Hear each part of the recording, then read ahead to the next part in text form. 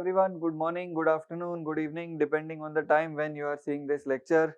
Welcome back. We are going to start with economics. In the past two sessions or 2 to 3 sessions, we did an in-depth analysis of all the questions, all the 60 or rather all the 45-50 questions which were asked from the economy part of GS3. We have kept agriculture for later on, for later half of this course. We discussed point number 1, 2, 3 and 8, 9, 10. So very quickly we will revise what is point number 1. What is point number 1? Indian economy and issues. Issues is my favorite word, like I told you. Indian economy and issues relating to 1. Please try to recall what is Indian economy and issues relating to planning, mobilization of resources, growth, development, employment. Yes. What is second point? What is the second point? Inclusive growth. And again, my favorite word, issues arising from it. Issues is very important. What is the third point? Government budgeting. Very simple. Third point, government budgeting. We have seen all the questions which have come from these points 1, 2, 3 in the previous sessions, right? Then we directly jump to point number 8. What is point number 8? Effect of liberalization on Indian economy 1. Second, changes in industrial policy 2. And third, and their effects on industrial growth. What is point number 9? Point number 9 is fairly technical, it's fairly memory based, which is infrastructure, energy, ports, roads, airports, railways, etc. Isn't it? Then we saw a lot of questions from the energy part of point number 9, and we also wrote some additional points in etc. also, housing, sanitation, logistics, right? And point number 10 is again very technical, which is investment model. So we'll do all that, we'll cover all of that. We also discussed the sources which are to be used for these points. We discussed the sources for point number 1, 2, 3 and some of the common sources like economic survey. Point number 9, 10, we'll do the sources when we'll come to those points, right? So today we are starting with economics. Everyone, please pay your attention here. We are going to embark on a wonderful journey, and my job is to make economics simpler and easier for you to read through newspapers, because like I told you, economics has to be tackled through reading newspapers and not any other material. Reference books are to be used for support, but newspaper is your primary source of knowledge, information, memory, notes and your answer writing, right?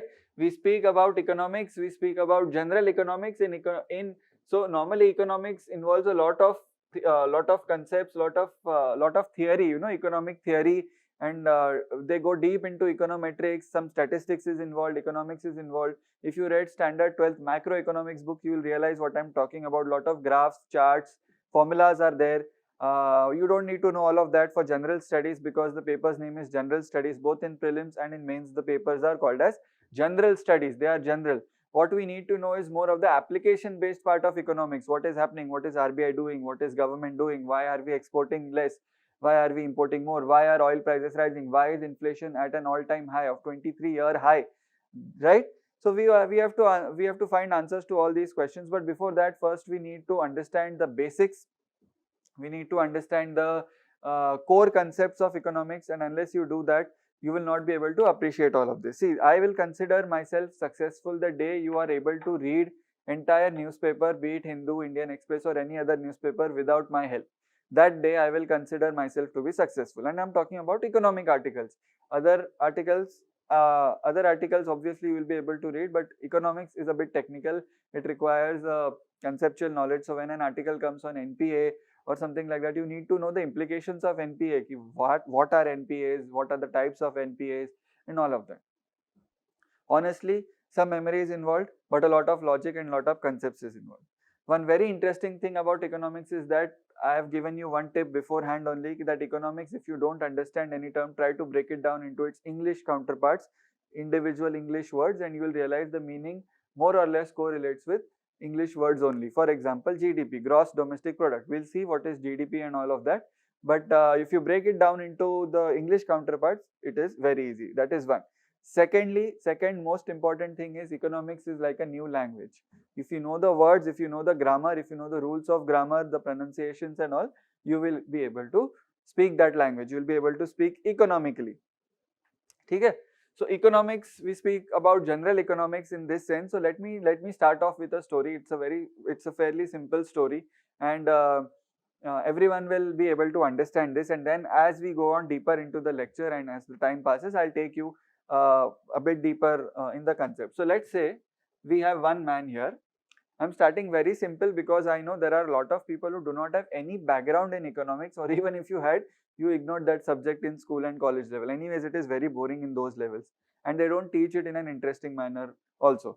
So this is a big fear in the minds of people that economics is so boring, and it is all theory, and it is all out of our beyond the reach of our understanding. Let me tell you that UPSC economics is the conceptual part plus applied part. It is not a lot of theoretical part, not a lot of research part, right?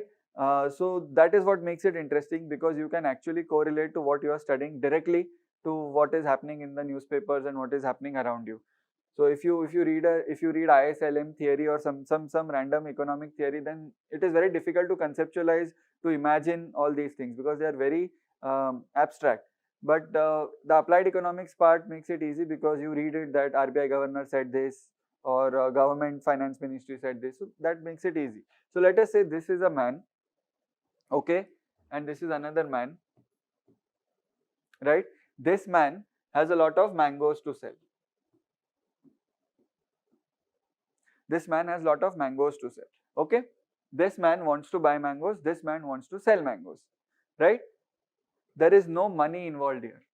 Let's say, for example, there is no money involved here. The money, as we know, money is also changing. As we know, from paper currency we went to digital payments. Now we are also going to cryptocurrency and all other forms of currency, virtual currencies and all of that. Money is always changing. Money has always changed with the passage of time, and we need to embrace all those things, right? Okay, so there is no money. He goes to him. He says, "Sir, please give me mangoes." He says, "Okay, what will you give me? I am not going to give it for free. Obviously, nobody is going to give it for free. He has worked hard. He went to his farm. He plucked the mangoes. He grew those mangoes and all of that." He said, I rear sheep, so I can give you sheep. I can give you wool. I can give you sheep. I rear sheep. He said, "But I don't need sheep. I need eggs." Okay, he said, "I need eggs." He wants mangoes. So there is one more person here who has eggs. He comes whistling. He comes and he says, "Oh, I also need mangoes. I have eggs. I can give you eggs." He gives him eggs. He gives him mangoes. The price is, the transaction value is mutually decided upon, and they live happily ever after. He is very sad because he does not have eggs to give, but he needs mangoes, right? So he wanted something which he had, he wanted something which he had, and they made a transaction. Okay, this is called as double coincidence of wants. No need to write all these down. Whenever something, I'll say something important, I'll tell you that please write this down, please take a screenshot. I cannot say please copy the board, because that is so outdated, right? I will tell please take a screenshot and save it to your notes. See, these running notes will help you memorize and will help you revise very quickly, instead of reading from a printed material, which is a lot more boring and runs into a lot of pages. We'll directly attack the crux of economics, and then we'll grow from there.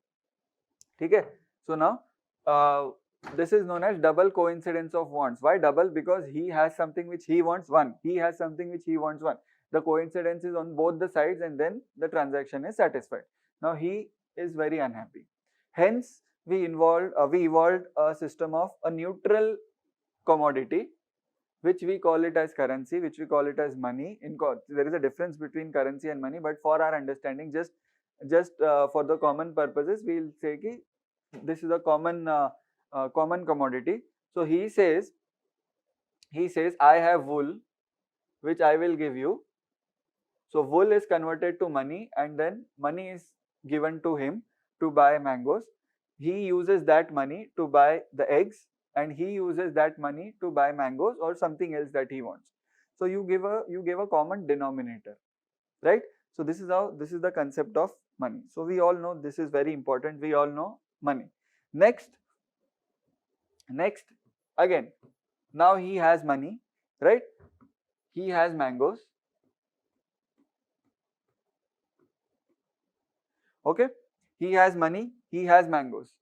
He needs, let's say he has 1, 2, 3, 4, 5, 6, 7 mangoes. He needs 20 mangoes. There is not enough. So what is he doing with the mangoes? He is representing the supply side, is it not? Because he is supplying the mangoes, and he is representing the demand side, is it not? because he is demanding the mangoes. Now, very important and crucial, uh, in common English terms, we know demand is, what is demanded, what is required, and supply is what is provided. But in economics terms, demand and supply have to satisfy two very important criteria. Then only it will qualify as demand. See, he might be having, he might want 20 mangoes, but he does not have the money. He has the money to buy only 5 mangoes. We established why money has come into existence. So he has the money to buy only 5 mangoes. So what is the demand? He wants 20 mangoes. He wants to eat. He has the appetite to eat. He likes mangoes. He loves mangoes. He was never given mangoes as a child. So now he is venting all his frustration out and he is eating all the mangoes available in the market. But he has money for only 5 mangoes. Then what do you think is the demand? What do you think in economic terms? Now start thinking economically. What do you think is the demand here? So demand is only 5. See, demand in economics, demand and supply will or something will be called as demand or supply if there is ability and there is willingness. Two important words you need to remember. You don't need this for the exam, but for understanding it is of paramount importance. One is ability and one is willingness.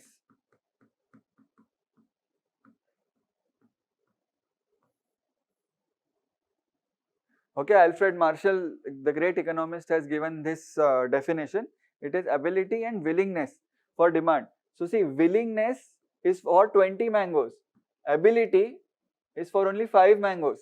So which number is fulfilling both criteria? 5, because 5 is there in willingness also, 5 is there in ability also. So demand will be 5 mangoes. Are you getting it? In economics, then we will call demand as 5. So whenever we speak about demand, we tell ki demand is 5 mangoes or demand is 5. It is fulfilling the ability criteria, it is fulfilling the willingness. He might have money to purchase 100 mangoes, but he wants only 5 mangoes. I am reversing the example. He might have the money to purchase 100 mangoes, 200, 300, 400 mangoes, but he wants only 5 mangoes. Then how much is the demand? Still 5, because willingness is of only 5. Now come to him. He has 1, 2, 3, 4, 5, 6, 7. He has 7 mangoes. He wants to sell 50 mangoes, 50.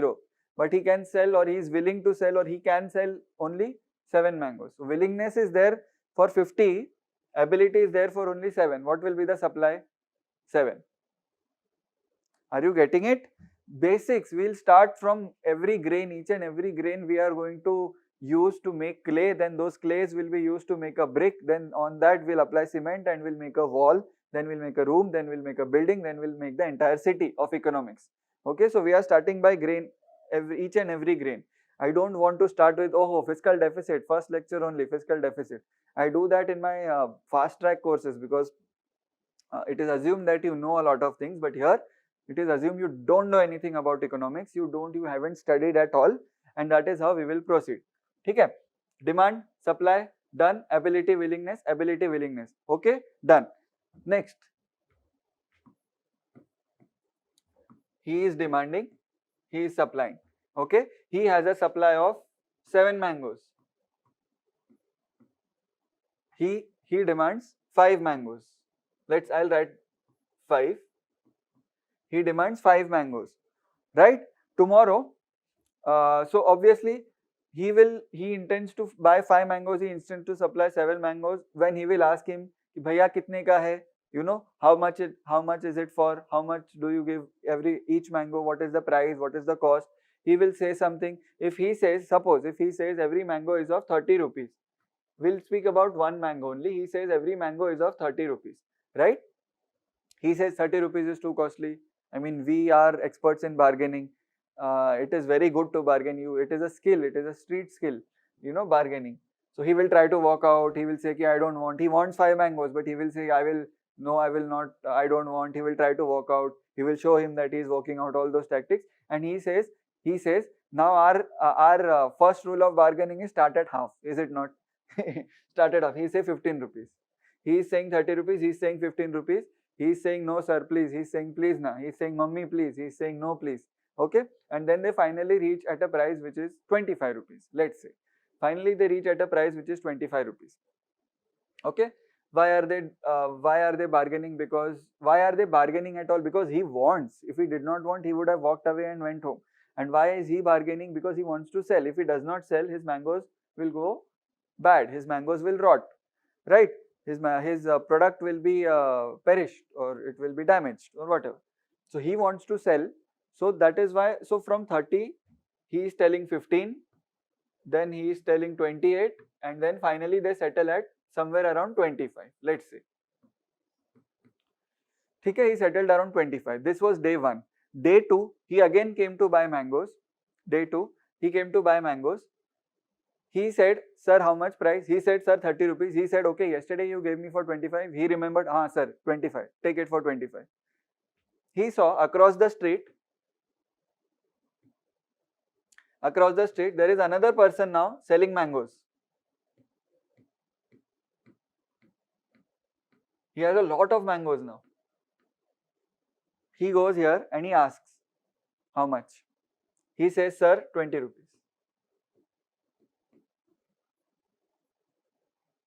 Why is he saying 20 rupees? One, he has a lot of mangoes. Second, he wants to cut his competition, like cut his pricing, right? He knows that only one person comes every day to buy mangoes, and there are 2 of us. So there is a competition between them. So he says 20. He goes here, he says 20. He is very happy. He is very happy because he was mentally prepared to give 25 rupees. Now he is ready to give it at 20 rupees. So in economics terms, you don't need to remember this. I will also tell those things which you don't need to remember, but just for the conceptual clarity I am telling, in economics terms, this is known as consumer surplus. He was willing to pay 25, but he got it at 20. Very rarely this happens, but sometimes it happens. We expect the price of a thing to be 3,000 rupees, and we go to Amazon or Flipkart or any other online e-commerce company and we find it at, let's say, 2,300 rupees. We are pleasantly surprised and we immediately buy it. So this is consumer surplus. He goes there, he removes the 20 rupees note, he sees the 20 rupees note. Okay? He understands he is selling at 20. Then he keeps yelling, oh madam, oh sir, oh madam, here, oh sister, oh brother, please, here. Okay? So he says 20, he looks at him, और प्यार हो जाता है. This is not the case. He looks at him and he says, sir, I will give you 18 rupees, sir. Come here, sir. And in India, we face this a lot, be it taxi drives, auto rickshaw drives, be it vegetable sellers, fruit sellers, cloth sellers. Anywhere we go to buy something in the market, we see these things. So he then again turns here, 18. He sees, he is yelling 18. He says, sir, 15, sir. He again turns here. He says, sir, 12, sir. He again turns here, and so on. Okay? So do you see the price reducing now on the second day? Do you see the price reducing? Right? Why is the price reducing? Because supply is more than demand. Supply is more than demand. If supply is more than demand in the economy, see, this very basic concept I am going to apply in monetary policy, I am going to apply in fiscal policy when I teach you crowding in, crowding out, when I teach you interest rate movements and all of that. This is the same principle. Economics, I'll simplify it so much for you that you will feel when you read newspaper, hey, I know this. See, economics, the terms are very fancy, but in the end, it is basic only. You go to a restaurant and you see a menu card and some fancy dish they say, and when it comes, it's just rajma chawal, or it's chole or something like that, neatly made into a patty, and all the decorations are given, all the flowers, fruits, everything on it. Ultimately, what is it? It is a rajma or it is a chole patty, right? Similarly, economics is like that. When we talk about counter-cyclical capital buffer, when we talk about tier 1 capital, tier 2 capital, it is nothing. They are basic things. The only thing is the name intimidates so much that we think no, it is very tough. We think So when I will teach you banking chapter or monetary policy chapter, I will start with the basics of banking, and then I will take you to NPAs and all, because simply speaking about NPAs doesn't make any sense. See, always remember, in prelims, memory, in economics questions in prelims, memory will never work, because the prelims questions, which especially come from monetary, fiscal, balance of payments, all those chapters, they are highly conceptual. Even if you remember today, if you don't understand the meaning of those concepts, you will not be able to understand it later on. right? Some people might feel I'm going slow because that is on purpose. First 2 lectures will be slow, and look, from the third lecture the pace I pick up. So once you understand these things, I will not explain. So when I say RBI has made, for example, RBI has made money cheaper, which means why is RBI doing that? Why is RBI has made money cheaper? Because RBI has supply of money more than what is demanded, hence it is making cheaper. RBI is the supplier here, right? So that is why I am telling you, keep this example in mind, and economics you will sail through, because everything is demand and supply. Everything in economics is demand and supply, trust me, right? So now we saw prices going down because supply was higher and demand was constant, or demand was limited. Okay? Next day, there are 2 mango sellers here. He has mangoes. Let's say they do not like their mangoes on the street, they kept it in a box. Now he also has a big box now. Okay? This guy comes, he asks, give me 5 mangoes. He says 30 rupees. He says, hey, cheating me, you gave me for 12 rupees. Says, okay sir, 12 rupees. Okay? Another guy comes, another guy comes, another guy comes. So many people come.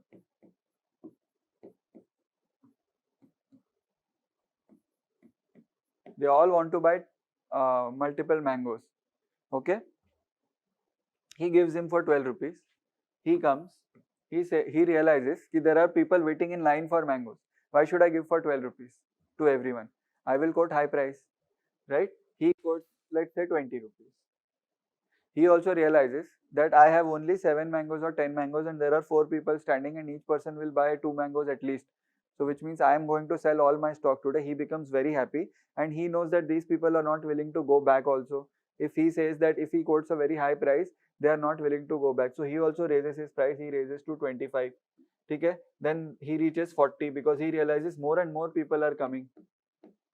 Assuming he has supply for all of them, right? He also raises his price to, let's say, 45. Now in this case, demand is more than supply, is it not? Which has resulted in price rising, is it not? Is it very basic to understand? Yes, it is very simple to understand. Today, if everyone goes to buy a particular model of a phone, there will be stock out and the prices will increase. I'll give you a very realistic example which is happening these days. What is happening is the price of electronics and the price of consumer electronics, laptops and IT gadgets are going up, and they've shot up drastically during lockdown. Why? Because everyone was working from home, so everyone needed a good laptop, a good webcam, a good mic, good earphones, you can say, for speaking, for Zoom meetings and for Google Meets and all those things. So so demand increased in that time for all these products, plus supply also went down. So this is a double whammy or double effect, you can say. Demand increased and supply went down. See, in this example, we assume that supply is constant and demand is increasing. Here to double effect, demand is also increasing, supply is also reducing, which means his mangoes are also spoiling and people are also coming. So he will to definitely charge double price because mangoes are now rare. What happened in 2020, the first lockdown was the same thing. It also happened to a lesser degree in the second wave, and it also happened due to the Suez Canal. The ship was stuck, you must have read, in the Suez Canal, and supplies were stopped or supplies were reduced drastically, and that is the reason why the prices went up double price. If you see, so I'll give you a hat tip. If you are buying something on Amazon, I do a lot. I'll give you a lot of practical examples in my lectures. So if you are buying something on Amazon, if you don't know whether the price mentioned is a high price or a low price for that product, just go to pricehistory.in. There is a website called as pricehistory.in. It is not my website or any of my friends. I'm not promoting it. It is a pricehistory.in, and go and just paste the URL or link of that product in that website, and it will give you a historical analysis of past 6 months or 1 year of that particular product price. So you can know 3 months ago what was the price of the product. In case if you think that the price of product on Amazon is fixed, then you are wrong. You are completely wrong. The price for some products changes daily, even on a place like Amazon, because it is after all a marketplace. Amazon is this only where sellers and buyers come. So what Amazon is doing is, Amazon is owning this market. Amazon is neither a seller nor a buyer. Amazon is owning this market. Sellers come to the market, sellers say 150, and 100 rupees, and buyers buy. So prices change depending on the demand and supply. Okay? So use that website, it will help you a lot. Anyways, so demand increasing, supply reducing. I'll give you another example. You can read about it. Sony PlayStation 5 is like, just read about Sony PlayStation 5, you will come to know. The stocks sell out in seconds, not even 1 minute. The stocks sell out in seconds. All around the world, there is a global shortage of Sony PlayStation 5, and that is why in the black market, see, officially they cannot increase the price because the price is fixed. It is Sony, it is a big multinational corporation. They can raise the prices because they are informal, small scale. Sony cannot. So in the black market, the price of PlayStation, the MRP, if it is 50,000 rupees, the price in black market has reached up to 80,000, 90,000 Indian rupees also. Why? Because demand supply. Same goes for a lot of technology products, same goes for new laptops, same goes for graphic cards, because they are used in crypto mining, they are used for gaming, and since now children are at home, they game a lot and they demand graphic cards, so all of them. Supply is limited or reducing, demand is constantly increasing. Hence, what will happen to price? The price will go up. When will price come down? Tell me, when will price come down? You only tell me. When will price come down? Price will come down when supply will be in bulk, or supply will be a lot and demand will be less. Okay? Or demand is constant or demand is reducing for a thing. For example, 2 years old mobile phone. 2 years old means the model was released 2 years ago. And nowadays mobile phones are so cheap and they keep on releasing a new model every 3 to 6 months. So 2 years now is a big time. A few years ago, 2 years was considered to be one model earlier. So in this year, if it is released, 2019 would be just one model earlier. Now it is almost 4 models old because 6 months when new mobile comes. So supply is there. If it is unsold, the mobile is unsold, supply is there, and if there is no demand for that model, you see those phones going on sale, you see sellers selling it for cheap. Okay, it's the same demand and supply. Is this clear? This one example will take you through heights of understanding economics. Heights. Okay, we'll speak about Keynesian economics, classical economics, we'll speak about demand supply, we'll speak about India GDP, sab kuch will speak, but the only thing I want from you is to have conceptual clarity in these things. So if I ask you randomly, when we meet on Zoom calls, we have weekly 2 Zoom sessions, right?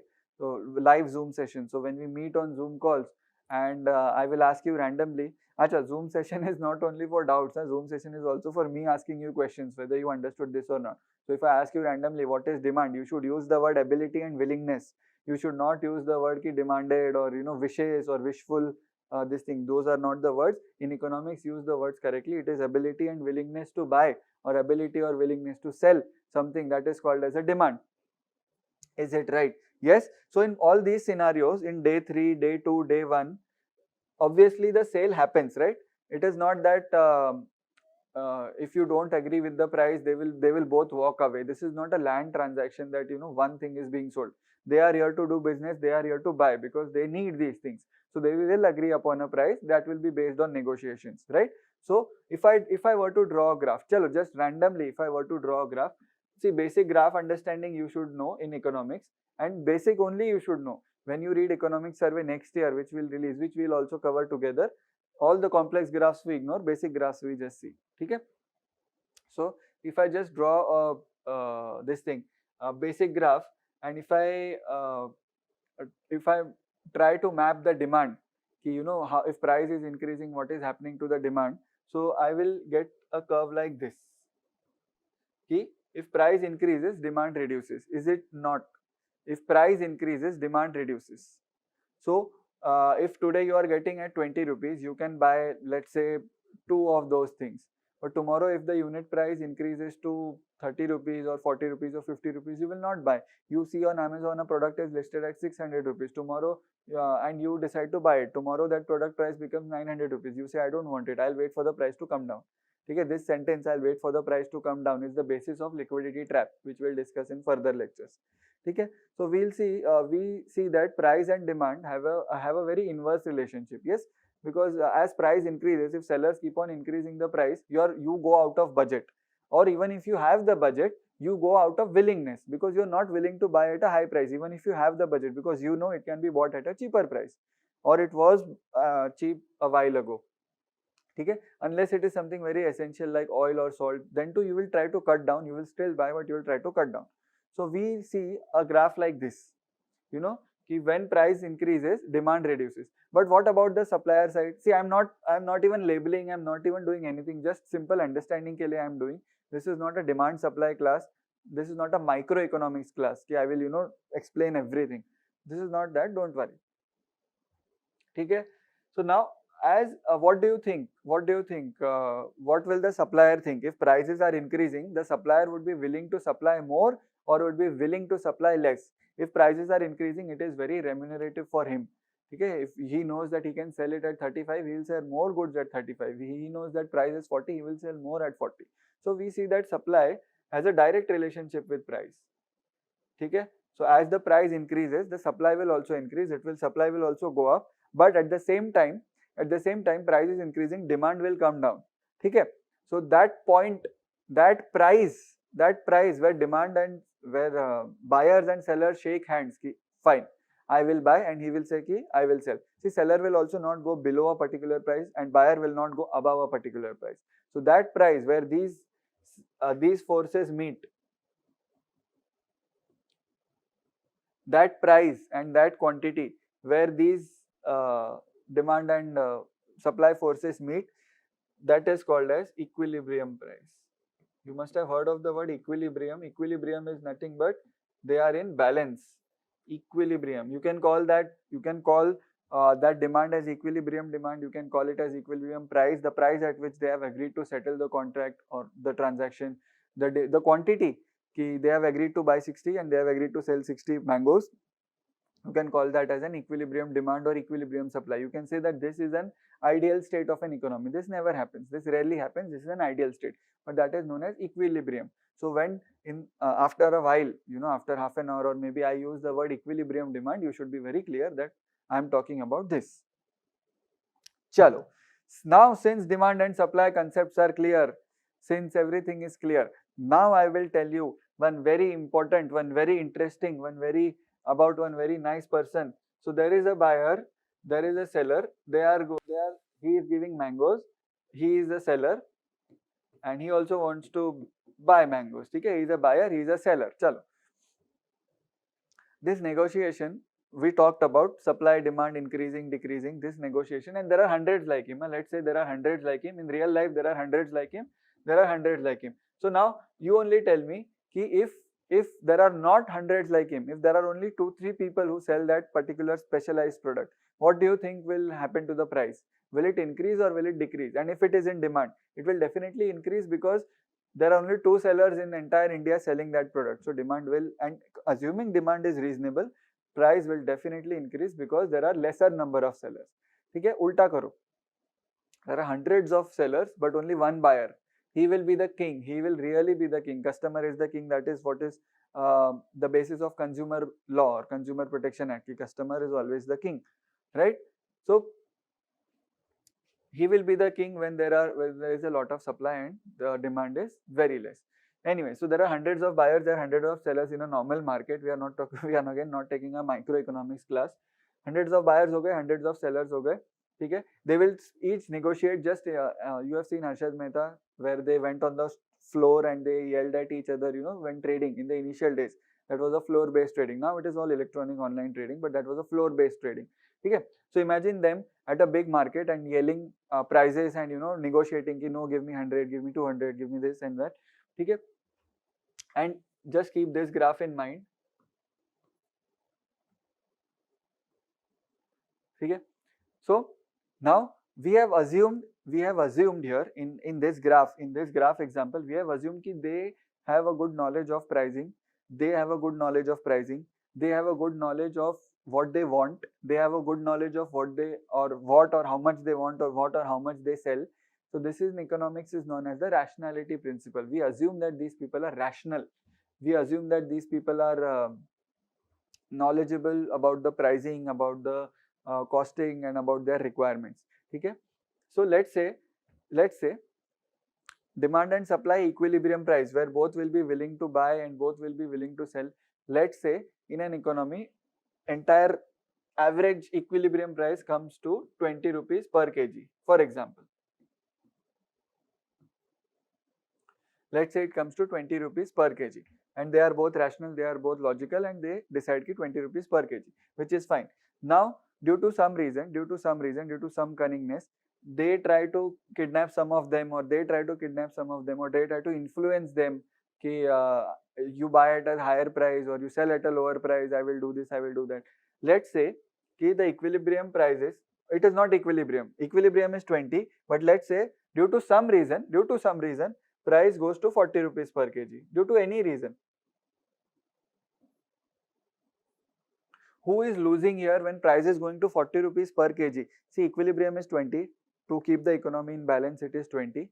To not cause too much of a loss to them or too much of a loss to them, it's 20. But let's say due to any reason, some reason, what are the reasons?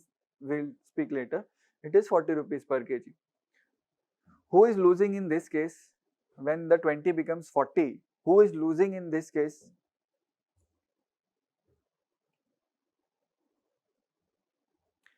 Any idea who is losing in this case? Think. Demand or buyers are, demand side is losing because they are paying double. In another example, if this becomes 15 rupees per kg, who is losing? Sellers are losing. Okay? No need to think much on that. Okay? In any economics, in any economy, be it a country's economy, state's economy, or even household economy, you always try for equilibrium. Okay? You always try to balance your budget. You always try to make the most optimum use of money. And see, if you pay them less, they will not be able to supply, and goods will be in scarcity, and again price will reduce. So you have to pay them sufficiently, not less, not more. Similarly, you have to give them at a sufficient price, not more, not less, because if they are not able to buy, then what will they do of so much of supply, buy so much of supply? Okay? So everyone needs to be in equilibrium, which is agreed. I hope it is agreed. 40, 15 both are harmful, either to the demand side or to the supply side. So now what to do? How to bring this 40 back to 20? How to bring this 15 back to 20? What to do? Should someone do anything? Should the government do anything? Or should they represent, or choose a representative, a neta, a leader to decide the price? So one person said, don't do anything. Don't do anything. As days will pass, as time will pass, this will automatically revert to 20. This is just a temporary hiccup. Don't worry about it. As time passes, this will return to 20. Do not intervene. He is telling everyone else who is on the side, who is sitting on the side, do not intervene. Let them play. They will automatically come in equilibrium. Do not intervene. Okay? Do not intervene. Do not make any policies. Do not destabilize the market. This will automatically happen. So let's say ये 40 है. This is the equilibrium price 20, and this is the next scenario, which is 15. So he says that there will be a hand. I hope you are getting where I am going with this. He will say there will be a hand which will pull 15 to 20 and which will drop 40 to 20. Okay? There will be a hand. You can say one hand.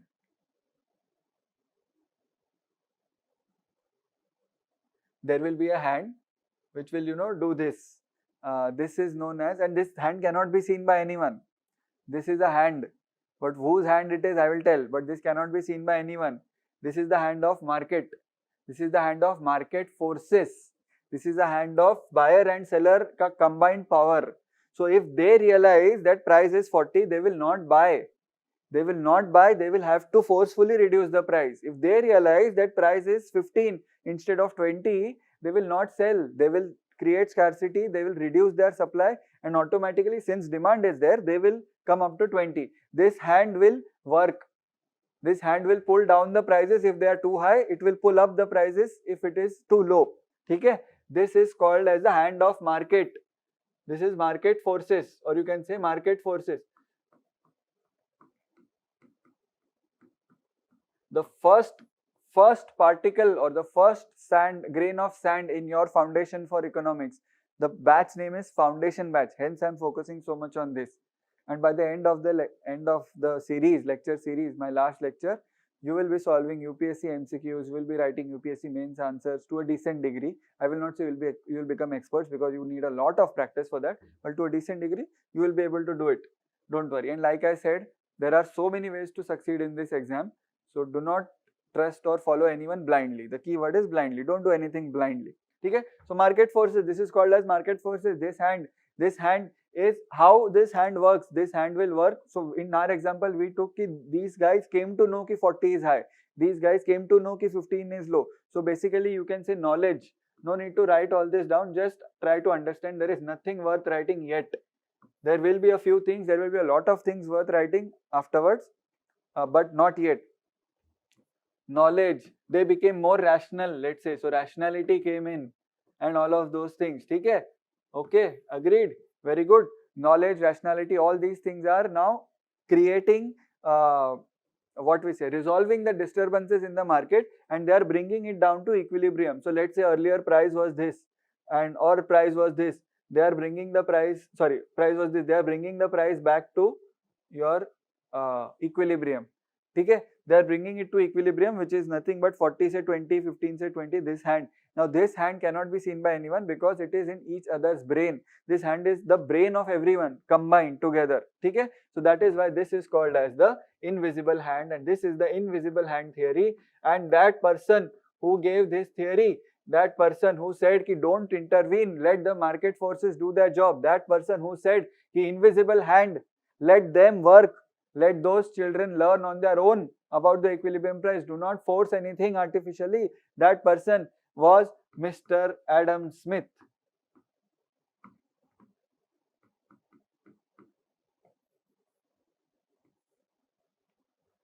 He wrote a book, Inquiry into the Wealth of Nations, 1776. He was way back, that marked the start of economics, study of economics as a whole.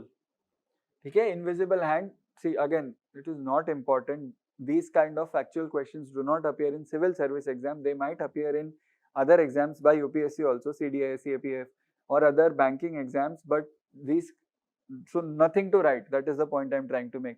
Invisible hand theory given by Adam Smith. He said ki hand hai, invisible hai. Do not force anyone. Let them play. Let this hand do its job. This hand is coming from the brain of the buyers and the brain of the sellers. Rationality, knowledge, you can say ki improved methods of production, or improved methods of purchase, or anything you can ably conceive of. This is the invisible hand theory. Invisible hand, market forces. Are you getting it? Did you understand this? See, I have only taught you a simple thing, which is demand, supply, and the invisible hand theory. That's it. Uske aage, I have taught you nothing. I have just told you a demand supply ka short story. I have told you about the invisible hand. I have told you how things work. But this is the foundation, truly, in the literal sense, is the foundation of everything in economics. Literally everything in economics. Okay? Now we list down the players. Who are the players here? There is a buyer.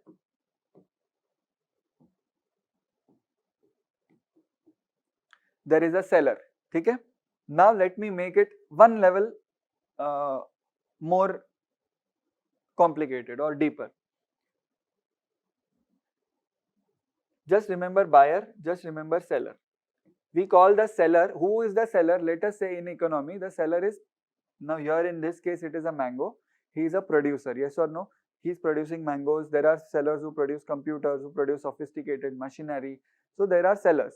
So let's call for the purpose, let's become one level more evolved in our study. Let us call a seller by a sophisticated name, which is called a firm, F-I-R-M. A little bit more sophisticated, little bit. Not more than that, little bit sophisticated. Firm, F-I-R-M. See, this is my approach. I will tell you very crudely what is the concept, and then I will tell you the fancy term for it. So firms in an economy, firms is nothing but sellers or producers. Okay? Sellers or producers. He is selling because he is producing, or he is buying from someone and reselling it. Okay? Buyer को क्या बोलेंगे हम? In economics, buyer को हम क्या बोलेंगे? Those who are demanding, those who are buying. Buyer को हम बोलेंगे households.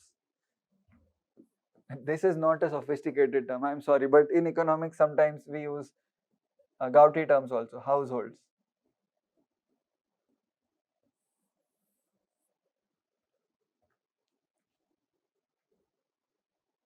households, firm. Firm, households. Very sophisticated, not so sophisticated. Buyer, seller, simple terms. Households, firm, you know now. Okay? Now, for a while, let me take you to America.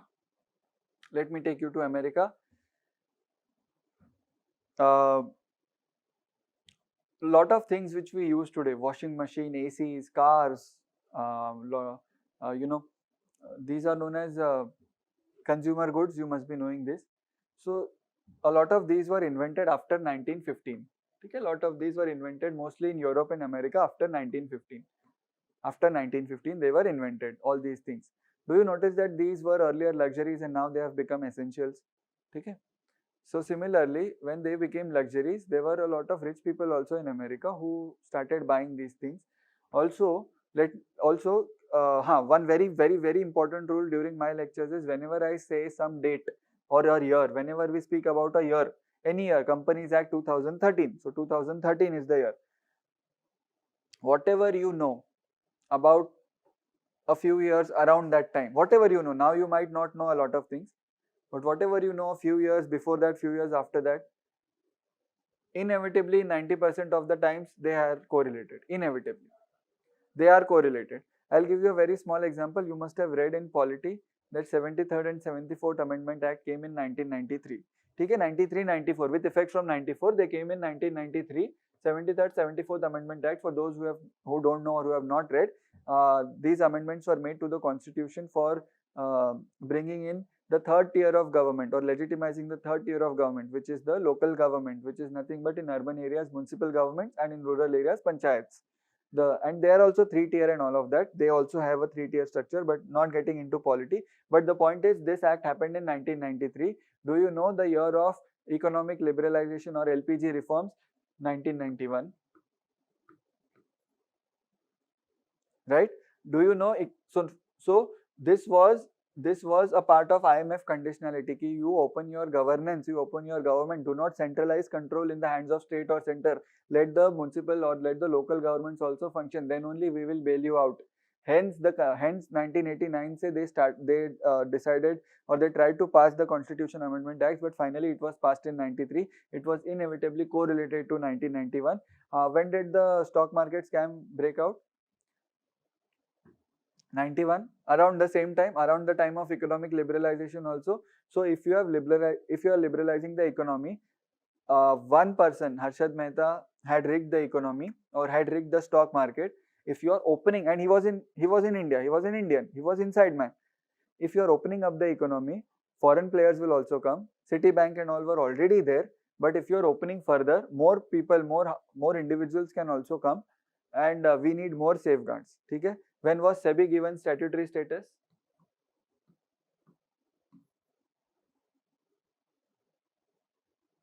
Okay? All of these are so inextricably linked, inextricably related.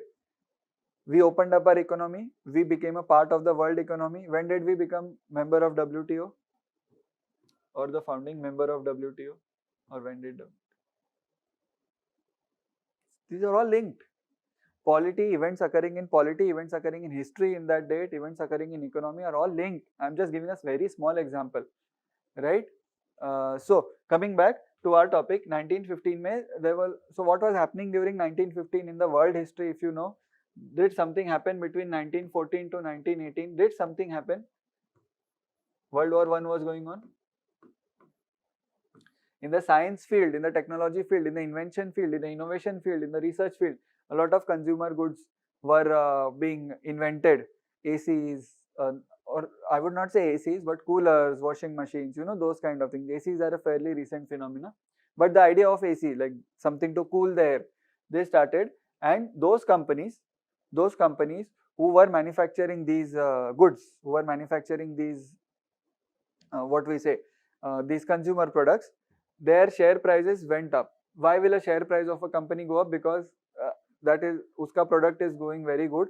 The product is running in the market. So which means that company is getting more profits, which means that those who want to invest in the market, those who want to buy shares, will buy the shares of that company. For now, it is only appropriate to understand this much. When we do our markets chapter, I'll take you in depth to the markets also required, as far as required by UPSC, not ekdam hi into technical trading and this thing. ठीक है. So around 1920s में the share prices of these companies who were manufacturing the consumer durables and all those goods, they went up. People took loan and invested in those shares. ठीक है. People took loans and invested in those shares, right? 1920 to 1929 dream run. These 20s, these years are known as roaring 20s. Again, do not write. It is my habit to give you trivia, but it is not required. But it is interesting to remember these things. Roaring 20s. You know, in geography we have winds, okay, doldrums and all of that. Roaring 20s, 1920s. Then something happened. We'll not get into detail now. We'll speak about what we say, global economic crisis and all of that. We'll speak in further lectures. This is an introductory, or rather the first lecture of our subject. So let us not burden ourselves with the reasons and all. Something bad happened. Okay? Share prices crashed. Crashed matlab, you won't believe. A share which was quoted or which was trading at $250, let's say, a share which was quoted at $250 came down to kitna? Kya lagta hai? What do you think? What do you think it crashed down to? We see crashes happening now, 10%, 20% crash happening now. What do you think? It came down to $25. Just see, it is not. It did not come down by $25. It came to $25. $25 wiped out. Resulting price $25 only. This happened in 1929. Just as a matter of trivia, what happened in October?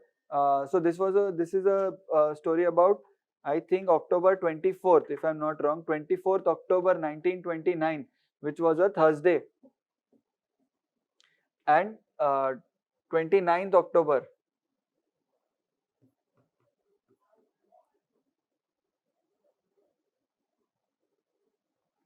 which was a Tuesday. Okay? These two are called as Black Thursdays and Black Tuesday. It is called as a Black Thursday and Black Tuesday. Why? Because of this. This happened within a week. The slide started by even before October, but the great slide started on 24th October and then it went down till 29th October. Okay, so it is called as Black Thursday and Black Tuesday. I'll come to the relevant point now. And this is known as Great Economic Depression, which started in 1929 and lasted till 1938. Great Economic Depression started in 1929, lasted till 1938 or 39, you can say. Towards the end of 30s, you can say. This is called as Great Economic Depression, which started with USA and affected all other developing countries majorly. Okay? Now, there were people who believed in Adam Smith. They said, don't worry, if the prices are falling down, they will come back up. They will meet equilibrium. We believe in Adam Smith. We believe in the invisible hand theory. There was one person who said, it is all fine, but you need to do something actively also if it does not work like that. Unemployment was very high during this time. See, if prices are going down, always keep in mind that if prices go down, you always think from a consumer angle. Okay? We are used to buying things. We buy things, we consume things. So we say ki 20 rupees ka thing you are getting at 12 rupees, very good for us. But think from a seller angle for once. If he is not able to cover his cost, he will have to shut down the business. If he will shut down the business, his family or his family members will be homeless. If they are homeless, a lot of others will be homeless. You will not have any product. You are also working somewhere. If your employer is not able to cover the cost, you will not be able to get your salary or wages, and you will also be unemployed. So lowering of prices beyond a certain limit is always bad for the economy. It is always bad for you also. We are very happy 100 रुपए का चीज 100 rupees thing we got it at 50 rupees. Once in a while it is okay, but overall if it keeps happening in the economy, it is very bad for it. ठीक है? And plus if a few sellers are doing it, just imagine if few sellers or few markets are doing it, what about other sellers? So in our example of mango, they were selling it at 20 rupees, 25 rupees. One guy comes and sells mango at 2 rupees. What will happen to the other sellers? They will go broke, they will go out of job. Okay? And this is the exact reason, if you are reading newspaper, please read newspaper. If you are reading newspaper, you would know that government is now trying to ban flash sales which are conducted by e-commerce platform. You know, flash sales, sales which happen at ridiculously low prices. For the first 1 hour or first 100 units will so 10,000 ka thing you will get it at 1,000 rupees or 3,000 rupees or very very low prices. Why center is trying to ban flash sales? Because of this, because of competition which wipes out the other players in the market. They are not able to give. See, Amazon is able to sustain that loss. One flash sale, if it is causing a loss to big seller or big manufacturer or big market player, marketplace as Amazon, he can bear that loss of, let's say, 200 crores in that 1 hour flash sale. But small sellers selling the same product cannot do that. That is why. Coming back, here unemployment was very high in 1929. Great economic depression. Unemployment was high. People were frustrated. People were saying ki why things are not working. Why Adam Smith had said that things will return to normal automatically. Why they are not happening. Why we are not getting prices. Sellers especially said ki why we are not getting high prices. We cannot. We have to remove our employees. That is what happened in lockdown also. Many businesses were shut down because no demand and no supply chain also. So everything was disrupted. Okay? So now coming back, unemployment was high. So there was one person who said who actually did a study of linkages. Who actually, see, Adam Smith talked about demand, supply, and invisible hand and all of that. Okay? One person who actually studied the linkage between unemployment prices and your demand. ठीक है, unemployment prices and wages or demand or salary. He linked all these things. See, इसके पहले ना research was going on in economics, but what we say, solid material or definitive material was not available. So in 1936, in the midst of the depression, in 1936 a book was released. In 1936 a book was released which is called as Theory of Unemployment, Interest and Money. Theory of Unemployment, Interest and Money. He linked all these things. Money, how much who is getting, money, how much is the supply, how much salary is who is getting, what is the effect on unemployment, what is the effect on production, all of that he he started this thing, researching it, and he published a book, Theory of Unemployment, Interest and Money. And any guesses who that person was? And that person is relevant for us today. That person will be relevant for us in the future also, and that person made a definitive turn in the economics. I'm not saying, see, whenever I speak about economic theories, I'm not saying that a theory is wrong or theory is right. It all depends on the timing. It all depends on the economy, particular economy. Some theory might be suitable for India at a particular time. Exactly opposite theory might be suitable for India only after the next time, or after some time. So it is, the suitability changes. The only thing is, at the right time, if you identify what kind of policy actions are to be taken, then your economy is on a very good in a very good health. And that is what people in RBI, people in finance ministry, people in economic affairs department and all of that, they spend lives doing this only, to identify the right kind of actions, right kind of policies to be taken at the right time. Because if there was one magic pill, one solution for everything, then that could have been done years back. In 1947 only we would have done that. But then the things were different. Things are different now. Things will be different further ahead. Do you know RBI had initially had imposed a blanket ban on cryptocurrency, but then High Court said that blanket ban is not allowed. You have to embrace the change. Okay? And RBI does not have the authority to impose a blanket ban. Then RBI recently, last week, gave a circular to banks that please do not quote our circular, in which we had said that it is a blanket ban while dealing with customers who want crypto services. So what happened was, customers went to the bank and they said ki we need access to crypto terminals or other crypto services. Bank said ki RBI said crypto is definitively banned. Okay? Banks were doing this till last week or 2 weeks ago. Then RBI said ki do not quote that circular. And why RBI said that? Because of court judgment, judiciary. Okay, so with time we have to change. Now, how much to change, what to change, that is the policy making. So you as officers will be riddled with so many questions and you will be confused with so many things that basics become very relevant. So I have so many examples where basics have saved me. So I am a chartered accountant, so accounts ka basics, many CAs, if we ask, unfortunately they don't remember the basics of accounts. They know everything else, they know laws, companies act, this, basics of accounts they don't. And in interview, almost every time in interview, even in UPSC interview, they ask very basic questions, and then confusion happens, and then marks come less. So basics have saved me a lot. Anyways, 1936, that person was kahan likhu main, that person was John Maynard Keynes. He brought a new branch of economics called Keynesian economics, which we use today in India, right? Which most of the countries follow. ठीक है? Keynesian economics, John Maynard Keynes.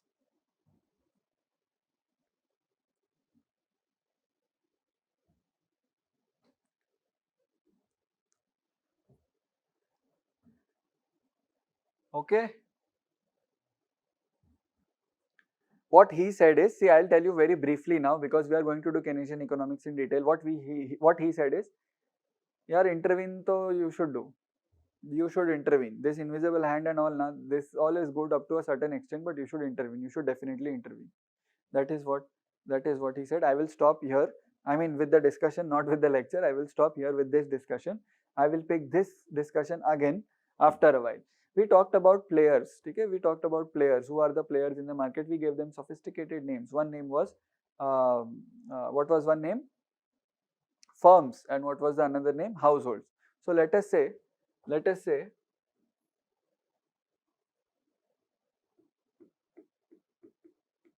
this is a firm, this is a household.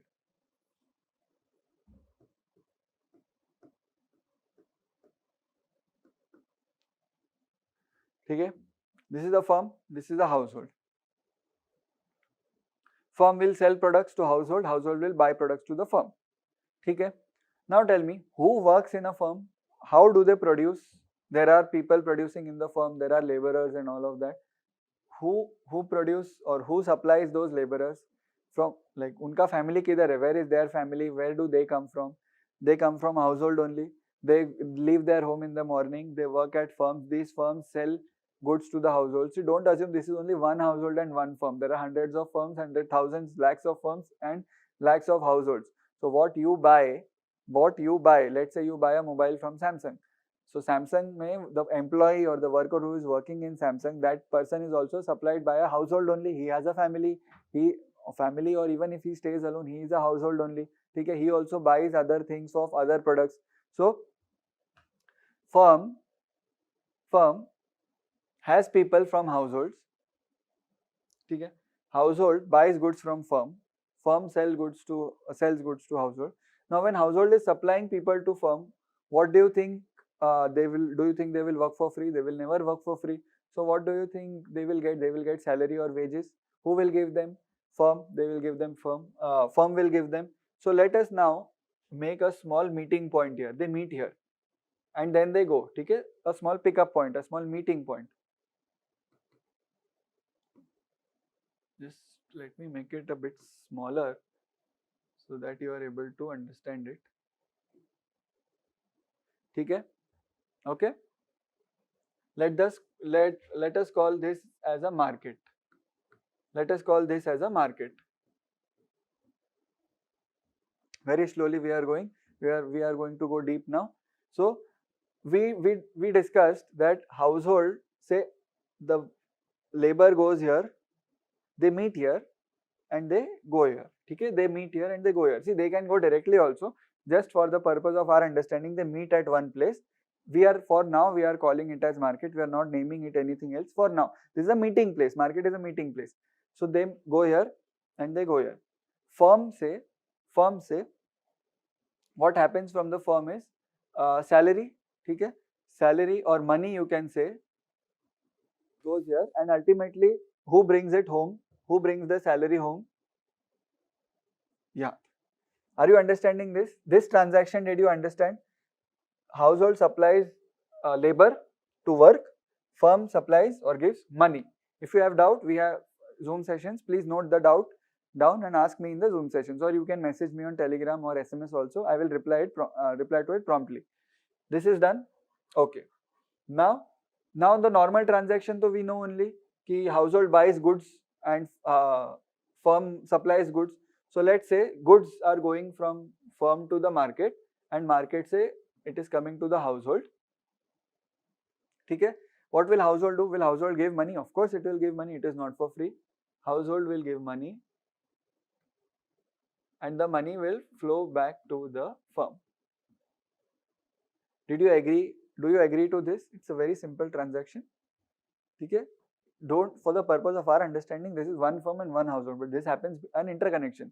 Just imagine the interconnection which is happening now. You are attending a class you are attending this class, you have taken admission to this course using money which you or your parents have earned by working at some firm or some company or some supplier or even a farmer.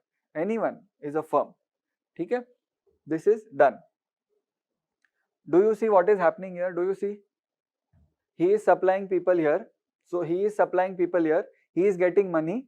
He is using that money to buy products. And he is getting people producing products and selling it to the household. So basically household is a supplier of labor. Firm is a supplier of products. And firm is a receiver of money from sale of products. Household is a receiver of money from sale of labor. Firm is a payer of money for use of labor. Household is a payer of money for use of product. Did you understand this or not? Yes, very good. Okay? Now this is known as circular economy model. See, money is circulating. Money is going here, here, here, here. Money is circulating. See, in our example, it is not circle. In textbooks, you will find it is fairly circle. But I need to use the whole board. That is why I am drawing it like this. So it is more of a diamond shaped model, but it is called as circular. It is circular. Okay? Similarly, labor going from here, here, and then converting that, the fruits of labor are converted into a product and the product flows from here to here. Circular economy model. This is a circular economy model. Yes or no? Chalo. Very good. Now, let me introduce you. Okay, this is circular economy model. This is all done. Firm and household and everything.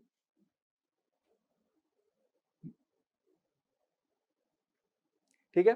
Now, once labor comes here, what do you think? How is this person producing the product? Is labor the only input?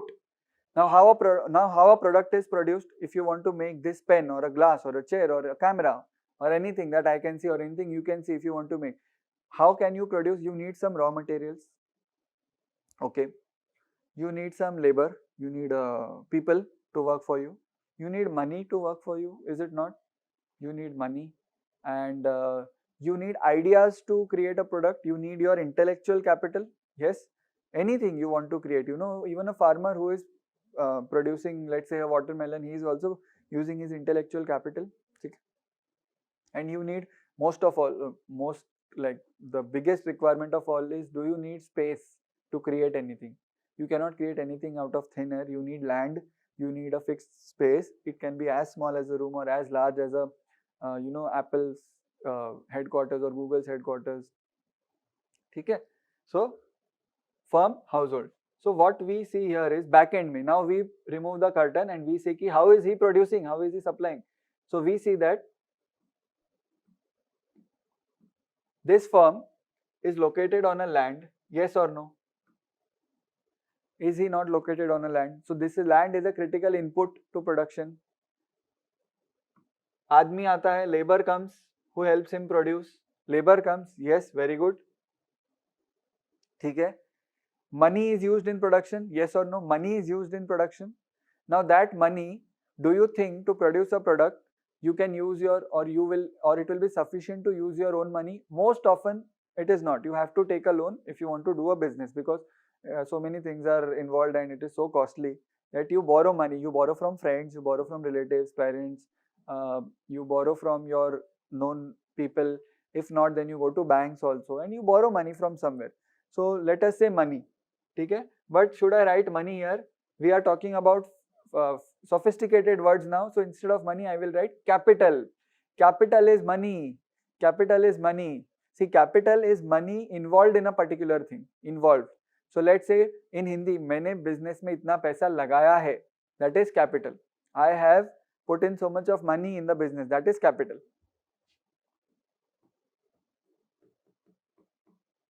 That is capital. Right? And ideas. Yes or no? Ideas. Ideas, I should write ideas, but we'll find a sophisticated word for ideas also. Ideas means creativity, or you need some business ideas. It need not be always innovative or creative. A simple business idea ki go take a lecture or go attend a lecture, that is also an idea. Okay? So we will call, so who are these people who are creating new products? Who are these people who are actually moving the production what we say regime forward? Have you heard of the term entrepreneurs? Yes, startups. Who are the founders of startups? They are entrepreneurs. They create new products. Imagine 10 years ago we did not have, or even I think 8 years, 7 years ago we did not have Zomato, Ola, Uber, Swiggy in India. Okay? Life was simpler na in that time, right? So, but in these 7-8 years we have seen a boom of apps, e-commerce, websites, and so many things now. So these are moving the production schedule forward. So let us call them as entrepreneurs, or let us call their ideas or their ventures or everything as enterprise. An enterprise is a generic word. Enterprise means it is my venture, enterprise. Hai na? So we just take a peek behind the curtain and we see, oh, there are four these things: land, labor, capital, and enterprise. There are four inputs which are required to make a product. Okay? Now these are the components of production, you can say, or the normal term, the economic term for them is these are the factors of production.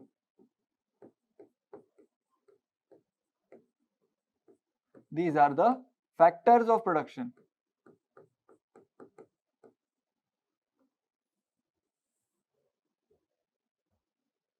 Land, labor, capital, enterprise. Factors of production. You must have heard this word or read about this. So when I ask you what are the factors of production, you should say land, labor, capital, enterprise. Don't say money, don't say ideas, don't say people, don't say workers. Say specifically land, labor, capital, enterprise. LLCE, land, labor, capital, enterprise. These are known as factors of production. See, English. It is not an economic term. English. Factors of production. Production is happening. Uska kya kya? What are the factors? Land, labor, capital, enterprise. These are the factors. Now, do you think they will work for free? Do you think they will work for free? They do not work for free.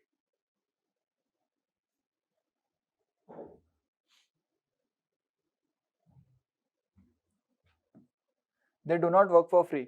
What would land get in return? Let me phrase it another way. For those who give you land to work upon, what do you give them in return? Land expects rent. You give rent, right? Land expects rent in return. I hope you are able to see this in the camera. But land expects rent in return. Okay? What about labor? What about labor? They will expect salary. In these cases, we call them as wages. So why we call them as wages is because normally salary is used for white collar people, normally those who work in offices and administration and those who manage things. Those who work on the shop floor level, they are known as blue collar workers, and whatever they earn, their remuneration is called as wages. That is not a strict distinction anywhere, but it is easier to understand. So when we speak about salary, we speak about higher numbers, in lakhs of rupees. When we speak about wages, they are a bit lower. Okay? What will capital? You went to a bank and borrowed money and invested in this. What will they demand? They will demand interest. You have to keep all these stories in your mind. Demand, supply, Keynesian, or Adam Smith, invisible hand. We are going to apply all of that in a while. Enterprise. You have a fancy degree, you went, you researched about the product, you know about a lot of the nitty-gritties of the product. You have invested your day nights, you have spent sleepless nights researching about the product, you have started this enterprise. Do you expect to get something in return? Of course you expect to get something in return. It is profit, है ना? Whatever income you earn, you will pay rent to the landlord, you will give labor there, fixed wages, this is fixed. You will give interest to the banks, and you will say whatever is left is mine. If it is small, that is also mine. If it is huge, that is also mine. Okay? So these are what you say. These are paid to the factors of production. So bear in mind that your own profit is also calculated in the input only. So there is no separate thing which we will do. After paying these off, whatever is left is mine. Whatever is left has already come here. So rent, wages, interest and profits. So enterprise gets profit, capital gets interest, labor gets wages, land gets rent. I will ask you all of this in our weekly or twice a week sessions. So please all keep all this in mind. You can take screenshots of this, but I would suggest take screenshot at the end, so that I will give you time to take screenshots of all the screens. I'm not deleting these screens. So if you want, at the end of the lecture, we can spend 2 minutes and you can take the screenshots. It is a smart way of making notes. But whatever I will tell you to write, you should write those also.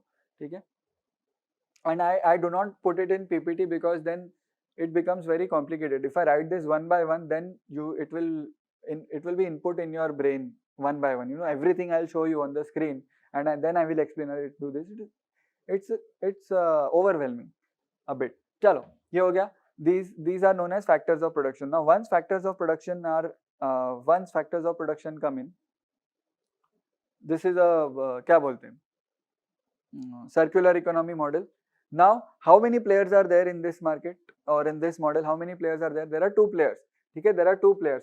So this is called as a two-sector model.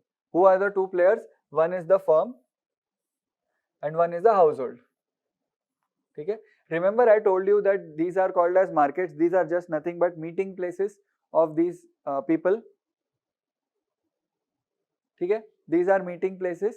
So your labor comes and goes. So first this.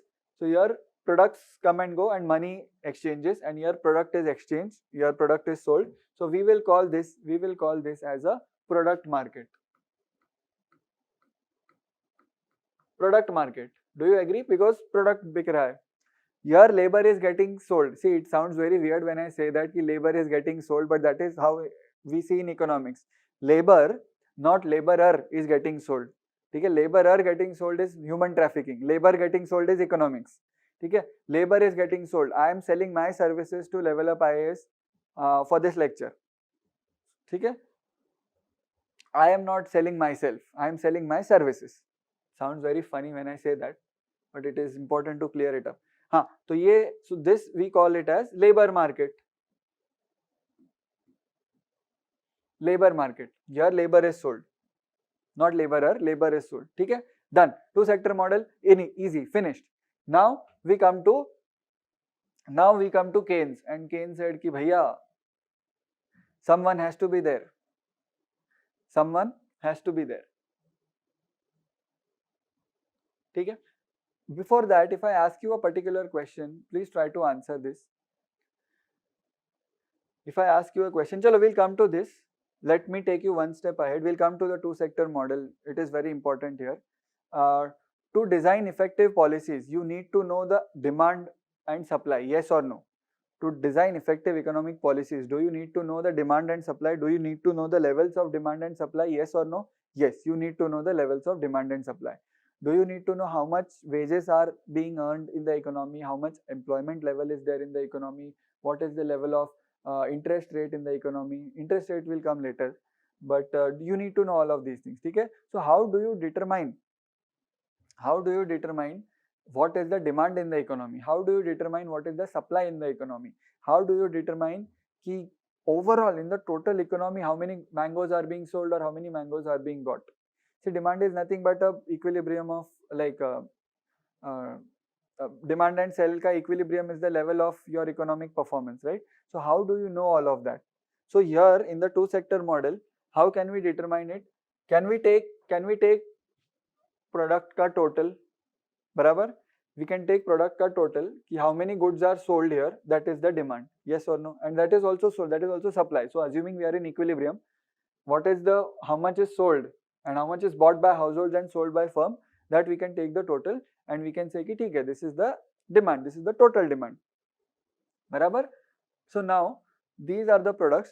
Now let me tell you what are the different types of goods that we have in our economy. What are the different types of goods? Okay. So in our example, mango, in our example like AC or something like car, these are which you use, or not AC car comes under second category, but whatever you use on a daily basis, whatever is consumed by you on a daily basis, those are known as consumer goods. So AC car also comes in this, but I will make a small differentiation. Those are known as consumer goods. Okay, it is very easy to understand. It is normal. Consumer goods is whatever is consumed. So in our example of mangoes, or in our two sector model, consumer goods were being sold. Okay. Now there are also some goods which are used in the production of goods. Yes or no? There are also some goods which are used in the production of goods. For example, you buy a machinery which will make Maggi noodles or packets of Maggi noodles. Okay? That machinery is not being sold to household, but machinery say whatever product is coming out, that is being sold to household. Yes or no? There are some goods which are used in the production of further goods. There are some goods which are used directly for end use. You know end use? End use means the final use. There are some goods which are not end used, but they are used in the production of further goods. The goods which are used or which are end used is known as consumer goods. The goods in which are used for further production of goods, they are known as capital goods.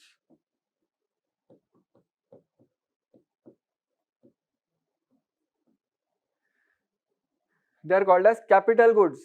Are you understanding? Capital goods. Okay? Consumer goods and capital goods. Now what do you think? Whose price would be higher? Consumer goods or capital goods? Whose price would be higher? Price of capital goods would be higher because they are big, they are bulky, they do not extinguish, they do not finish themselves in a short period of time. You buy Maggi noodles, it will finish in one use only, assuming you eat one. But a machinery stays for 10 years. A machinery stays for 25 years also. Okay? Consumer goods have a very short lifespan. Capital goods have a very long lifespan. Capital goods are costlier in nature than consumer goods. Yes or no? Then we also have some consumer goods which are costly and which stay for more than a year, or which we use on a continuous basis and still they do not extinguish themselves. Those are known as consumer durables. So they are a part of consumer goods only, but they are called as consumer durables. Sir, what is the example? AC and car. That is why I told you exactly AC and car doesn't fit in the strict sense of consumer goods, but they are a part, but they are separately known as consumer durables. Okay? Because they show the characteristics of capital goods, but what is the differentiating factor is that they are not used in further production. You do not use your car to produce something else. You do not use your AC or TV to produce something else. But one condition they satisfy, which is of capital goods, is that they are durable. They last for longer periods. Yes or no? Okay? So that is why consumer goods, which include consumer durables, and capital goods, which are used for further production of goods. Okay? Which are used for further production of goods. Now coming back to this, this firm would have purchased a machinery to produce these things. Okay? This firm would have purchased some machinery, right? Now, and this firm is purchasing, this household is purchasing iska, what we say, products. So let us go back and let us say that the expenditure which is done by household. See, we are now looking at a total economy angle. There is firm, there is household. Total economy mein, what is the demand? There is a demand for consumer goods by households. There is a demand for capital goods by firms. Yes or no? Why? Because that firm is acting as a household for capital goods. Do you agree or not? That firm which we saw is acting as a household for capital goods. Now you know the difference between consumer and capital goods. ठीक है. So this firm is buying capital goods from some other firm. So in that two sector model, this firm is a household, and then that capital goods, those capital goods are being used for production of consumer goods, which is being sold to the household. So total economy mein, what is the demand for goods? Total economy, we are finding the demand. What is the demand for goods? Can I add consumer goods plus iska demand for capital goods? Yes or no? He has purchased machinery worth 10 lakh rupees. He is selling products. He sold products worth 2 lakh rupees to the household. And remember, these are millions or lakhs of households we are talking about here. Okay? So total demand or total purchase made by the firm for capital goods and total purchases made by the household for consumer goods. Can I say that is the total demand of goods irrespective of the nature in my economy? Yes or no? Okay? That is the total demand. Now pay attention. That is the total demand. So I can say whatever kharcha we do on eating a sandwich or on cab service or buying something which is of a consumer nature and not a durable nature. ठीक है? Have you heard of the term FMCG, fast moving consumer goods? That is another category in consumer goods only. They are fast moving. For example, detergent, 1 kg detergent pack. That is a fast moving consumer good. It will get over in a month or something. Soap, toothbrush, whatever you know, fast moving. That is also a category in consumer goods. So these are which we consume. These are which we consume, and we are a consumer of goods. We consume, khatam, we use. Okay? So can I say when I total this, when I find the total demand, because I want to control it, because Keynes has said, ki, you need to control this, equilibrium will not be achieved. So can I say when I do the totaling, can I say when I find कि इसका demand कितना है and how much is he buying? So can I say I have to total consumer goods का sales by the firm to the household, and I will name it as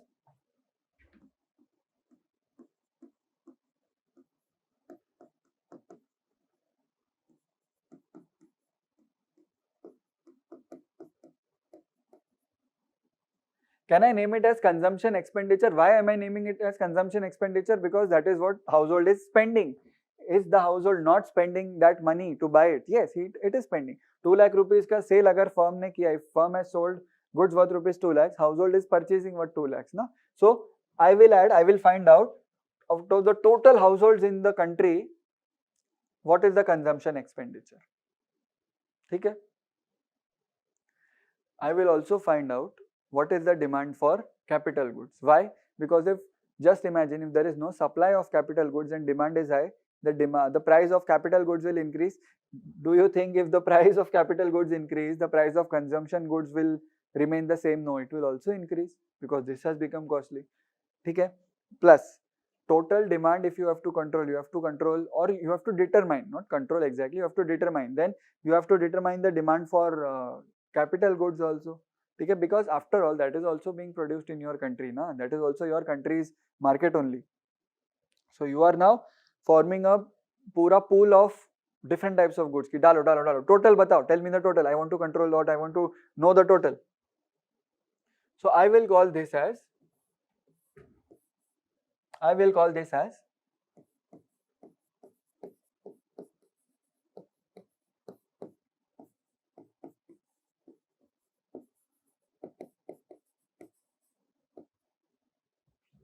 yes or no?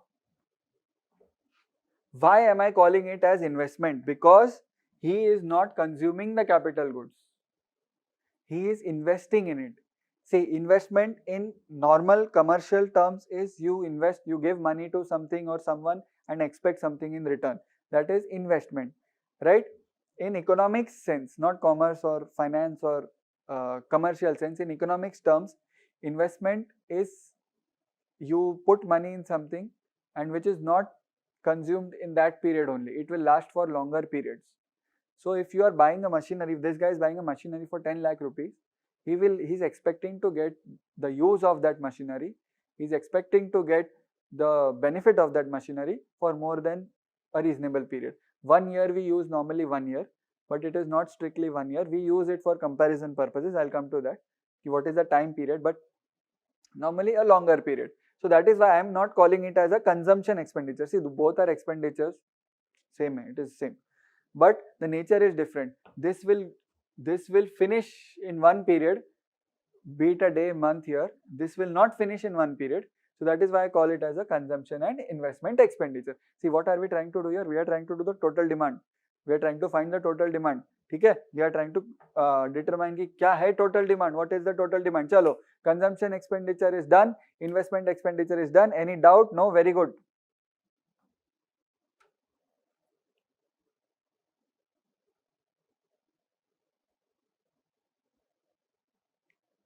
Right? Yes or no? Now, I'll write this here and just wait a minute.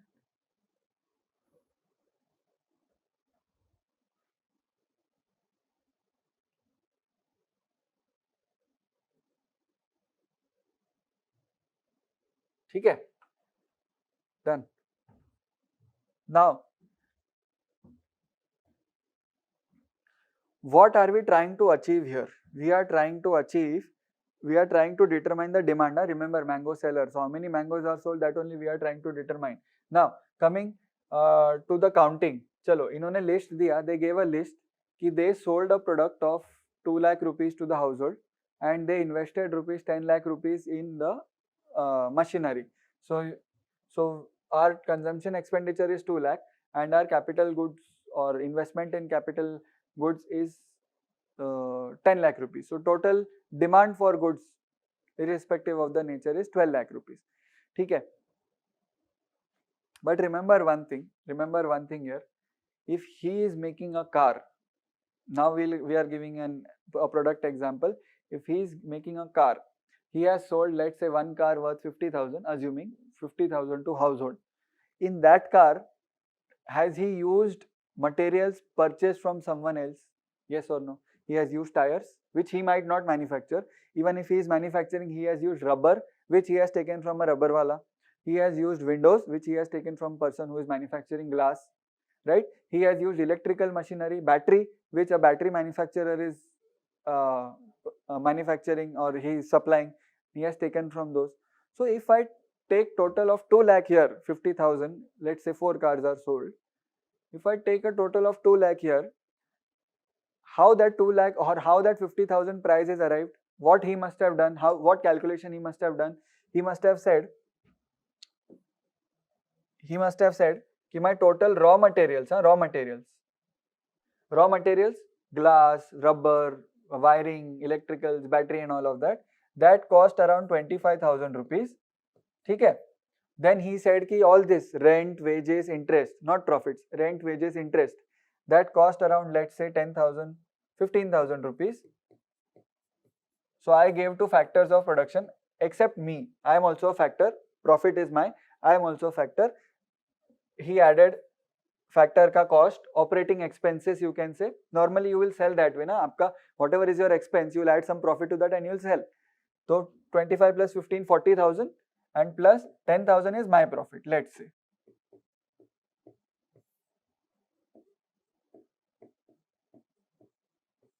$50,000 is my price. Remember this example, 50,000 is my price, which I will sell to the, which I am a firm, I will sell to the household. Household will pay 50,000. We took a total, as an economist, we took a total 50,000 into 4, 2 lakh rupees consumption expenditure. बराबर है? This operating expenses also include one more part. So this is factors of production plus your other expenses, lighting and all, electricity and all of those things also. Sub, everything is covered here. This is my profit. This is also part of factor of production only, but I am doing it separately because I want to show कि I also include my profit in this. And 50,000 हो गया price. चलो, very good. ठीक है? But do you think when I ask a list of all the sales made, when I ask a list of all the products which are sold, ठीक है? All the products which are manufactured or sold in the economy, do you think I will also get a list of this 25,000 worth of tires? What I am trying to ask is, if I ask कि total sale बताओ, how much has total sales been made? So we discussed कि firm bought machinery and household bought 50,000 into 4, 2 lakh का cars from the firm. But ये tire, the tire seller has sold to the firm to make it into a car we will also get a list of that tire seller also, because he has made a sale, na? So in that tire sale, firm is again becoming a household, and tire seller has become a firm. I'll repeat, firm is buying tires from that person who is selling tires, and he will fit it in his car and sell the car. Okay? MRF makes tires and Tata uses them in the cars. Tata also makes tires, but MRF makes tires. Many manufacturers use them in the cars, and then they sell the car under their brand name. Okay? So when we get a list of all the sales, yeah, whatever is produced, we get a list.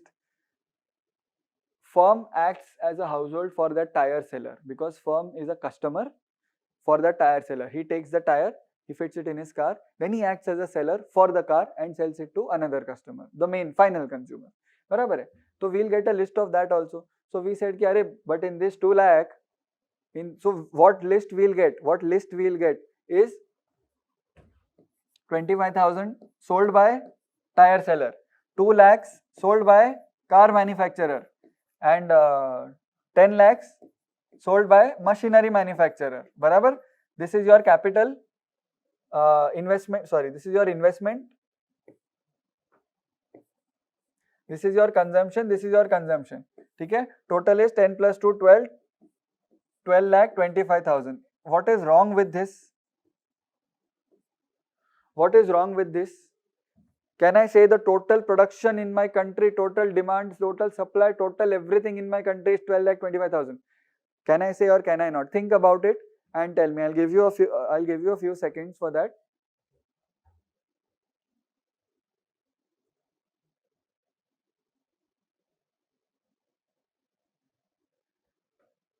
Is the total production and total sales 12 lakh 25,000? In the economy, because this firm is also getting something from someone. No?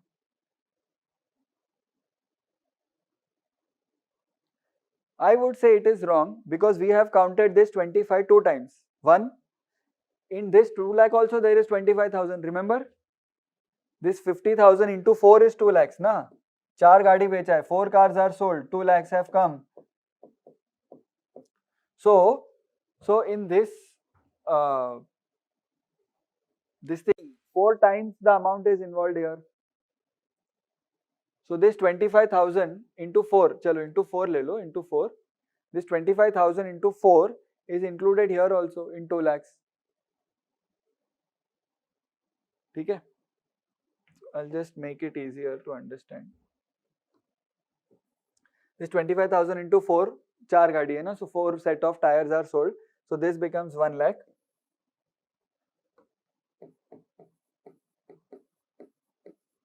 10 to 13 lakhs. Okay? Now simple. So this is wrong. Why? Because this 2 lakhs has 1 lakh component, 1 lakh rupees worth of tires, 25,000 into 4, 4 units. Okay? So we are counting it double, yes or no? We are counting tires separately, we are counting car separately, but car already has tires. Car ka value and tire ka value separately we are counting, but car ke value mein, in the car's value, tires value are included. So what will we do? We'll subtract the value of tires. Okay? 1 lakh.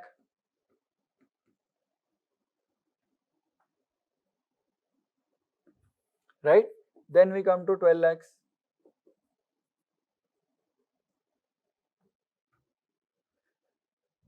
Okay? We subtract it. We'll subtract the tire value and we'll come to 12 lakhs. Okay? This is the real demand, or you can say. You should not double count this. Right? I need this space, so I am removing this. Right? So what did we do now? So let me introduce you to further types of goods. Can I say car is a final good? Final goods are those goods who are not used in further production process. Final goods are those goods which are not used in further production process. They are consumed. They are consumed. Bhale over 1 year, over 10 years. Car you can run for 8-10 years, but they are consumed.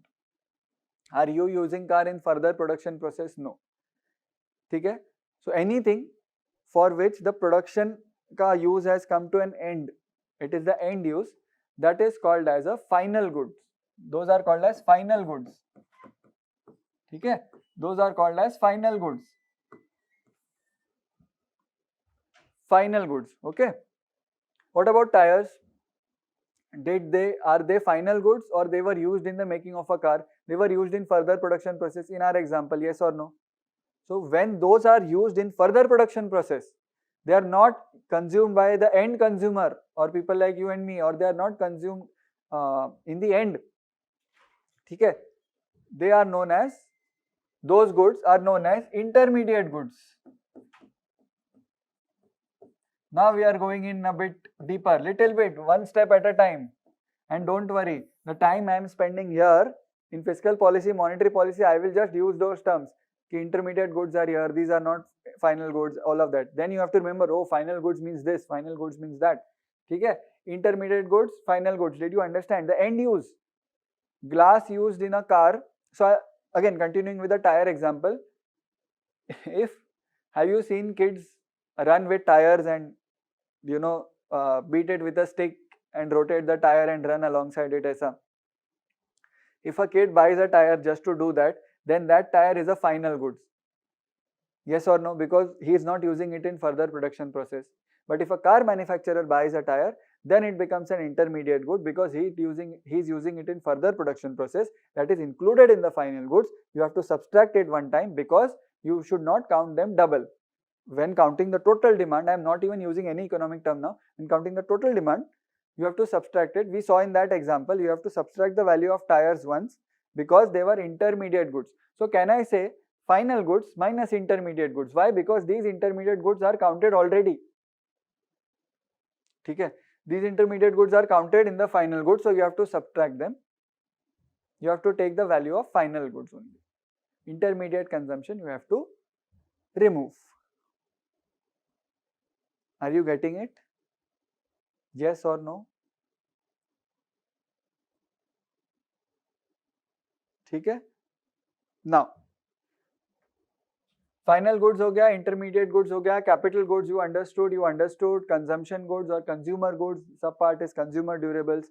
Money spent on capital goods is known as investment expenditure. Money spent on consumption goods is known as consumer expenditure. ठीक है? Now, so can I say total, coming back, can I say total demand, total supply, total production, can I say it is C plus I? Nothing but consumption plus investment expenditure. ठीक है? That is the total demand. You subtracted intermediate goods also.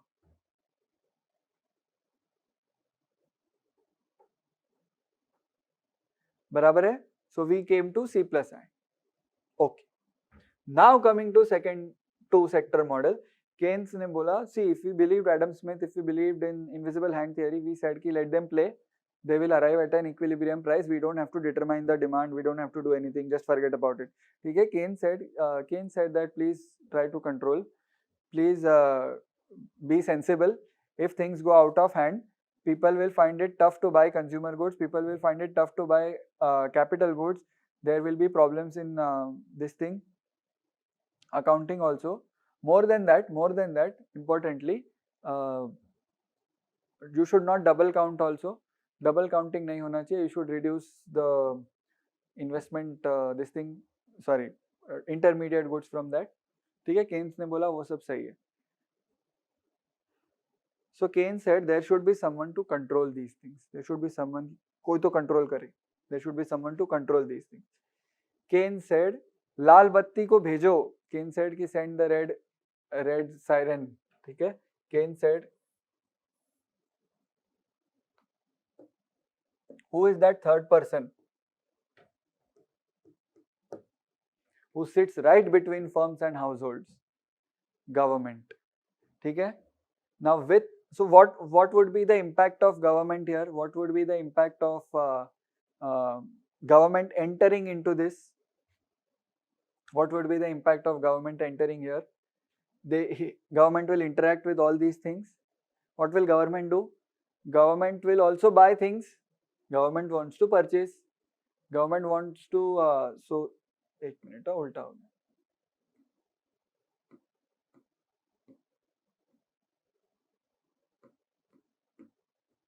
So government will buy things, so market will send goods to government. Government will give it money. So this flow, which was between firms and household, is established with the government also. One. Second, government will leave households. Do you think government will leave households? What does government take away from us? Taxes. So household will give taxes to the government. Government will ask taxes from the firms also. What are the types of taxes? Direct, indirect, GST, ye wo. In tax lecture. We'll come to that in tax lecture. Okay? But just set the framework for your study. We are going to examine each and every aspect. This interest aspect. Entire monetary policy is based on this interest and wages aspect. Entire monetary policy. Okay? We'll cover that in monetary policy chapter. But so far, so good. Chalo. Then firm will also pay taxes. Does firm get anything? Does firm, supplier, producer get anything from government? Subsidies? So you said subsidies. Does household get anything from the government? Scholarship and all of those things.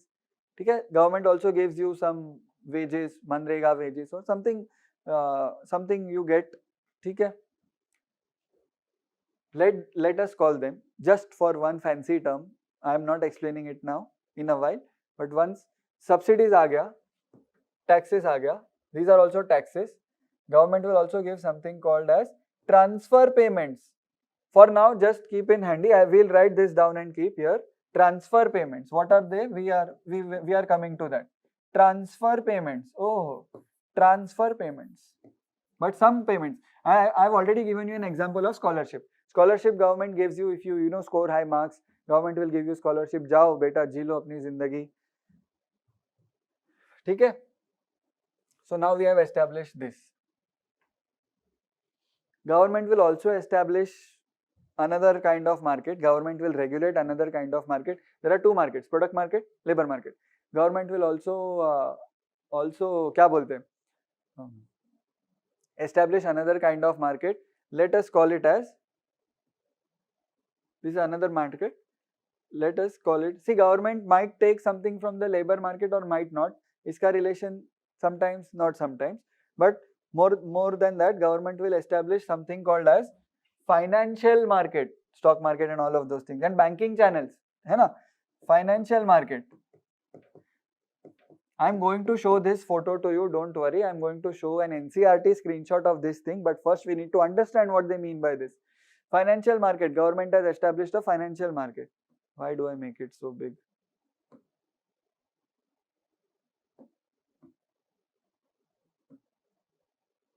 ठीक है? Government has made a financial market. Now the circular flow is broken. Why the circular flow is broken? Because the entire money which they were getting from labor market is not going for the products. Na? Some money is going to taxes. Some extra money is coming in form of transfer payments. When government establishes financial market, they are enticed, or they are क्या बोलते हैं, lured into sending this money here. If I tell you buy this share, buy crypto, it will give you more than 15-20% returns. Save in FD, it will give you 5% returns. Nowadays it is 5.56, not more than that. Okay, if you need money, go to the financial market. You can go to the bank and you can go to you can take money also. Okay, very important thing I am telling you. So the money which was supposed to go for consumption is now going in the form of taxes, but also coming from transfer payments, is now going in the form of investment in financial market. Government has established a financial market now. It is going as an investment. So I can say that the entire consumption, entire money supply with household is not spent on consumption. Yes or no? It is not spent on consumption. Some of it is going as taxes, some of it is going as investment. So now, in investment expenditure, I can also say that some money is invested here in investment expenditure. ठीक है? चलो, anyways, ये हो गया. Government will also invest. Government तो major, and government will also borrow. these guys will also borrow.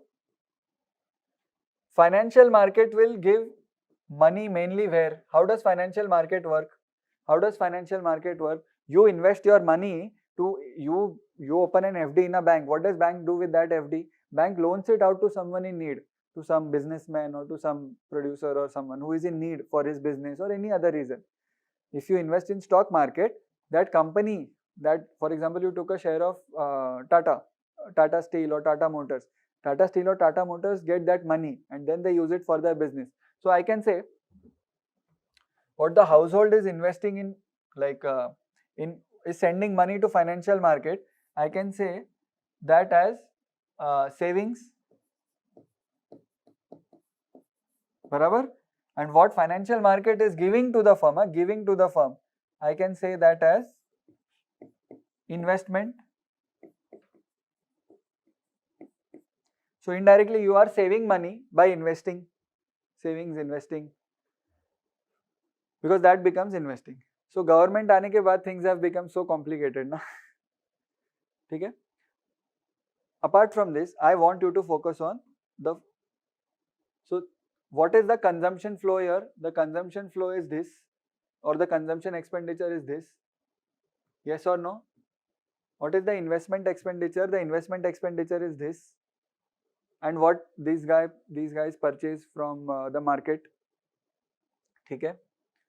After coming of the government, what the government is doing? Government is also consuming from the market. Yes or no? Government is also investing in the market. Yes or no? So that C plus I that we saw, consumption plus investment, that government is also another player now. So when we demand a list of all the production, all the demand supply, we also say ki include government also in it. Why? Because it is also buying. So whatever this guy is selling, it goes to the government also. So purchases by household plus purchases by government will give your total purchases. Yes or no? Similar goes for investment also. Investment by household, investment by firm plus investment by government will also come there. Yes or no? So we add a third element to it.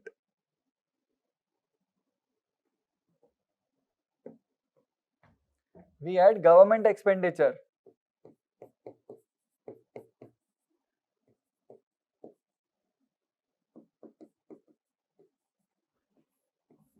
Same thing, government expenditure.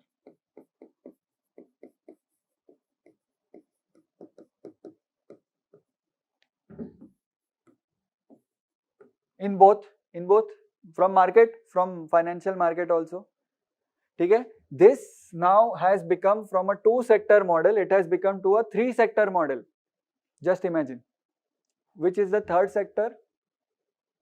Government.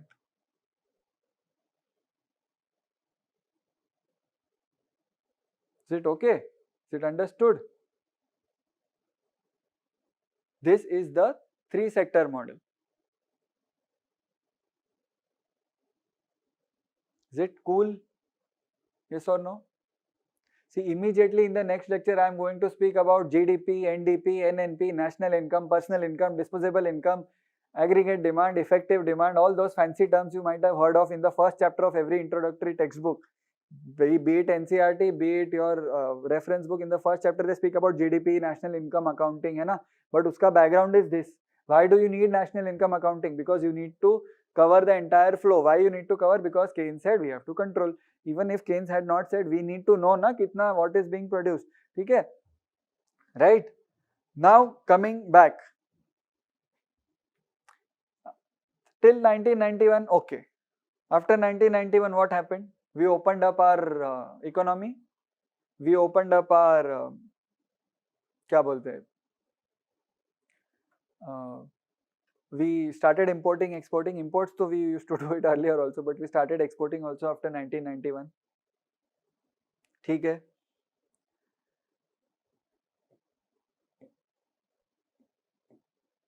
Right? I demand a list of all the customers and all the purchases they are being made because I want to determine demand supply. I want to know it. Then someone tells me, ki, sir, some of our goods also go outside India. Should we include that also? Should we include that also? I'm asking you. Should we include that also? Some of our goods are also going outside India, which means they will not be available in the record of purchases of Indian people. This guy has not purchased, this guy has not purchased, but this guy has sold to that person because he is producing. Okay? So let us bring another player in the model. Let us bring another player in the model. Let us call it as world market, or let us call it as world. Sansar, world. Okay? Now when he comes, what is happening now? Again the rules of flows are rewritten. What is rewritten here? See, there are a lot of things going parallelly. We are doing this, then we have done this, then we are coming back to this, because it has to be understood in tandem with each other. It cannot be ki in isolation. You cannot study all these things. They are going in line. Okay? Now world has come in. Now what is world doing? World wants Indian products made in India. Oh, very good. So world is also participating in the product market now. What will world give in exchange of products? It will give dollars, money only, but in foreign currency. Okay, in RBI chapter we will take a reference to this. Okay? World is also, India is also, we also like to use phones, Samsung, Apple, Acer laptops, all of those things, and Microsoft, Windows we use. We also import a lot of gold, a lot of oil. So world firms, the firm which is operating in some other country, ka goods also we are buying. So basically world is also giving some product. World is also giving some product, and what are we giving in return? Again dollars, because we have to make payment in foreign currency, because dollar is a hard currency and dollar is a global currency. Why is that? What are the criteria? Come back and meet me in balance of payments and IMF chapter. Okay, we'll speak about all of that. See, each and every aspect of it we are going to speak in separate lectures and chapters.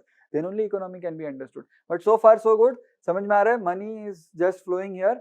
World is also giving. So we know this by the desi name of imports. We know this by the desi name of exports. बराबर है? Are you understanding this? Suddenly, and now it will also, these guys also participate in the global financial market.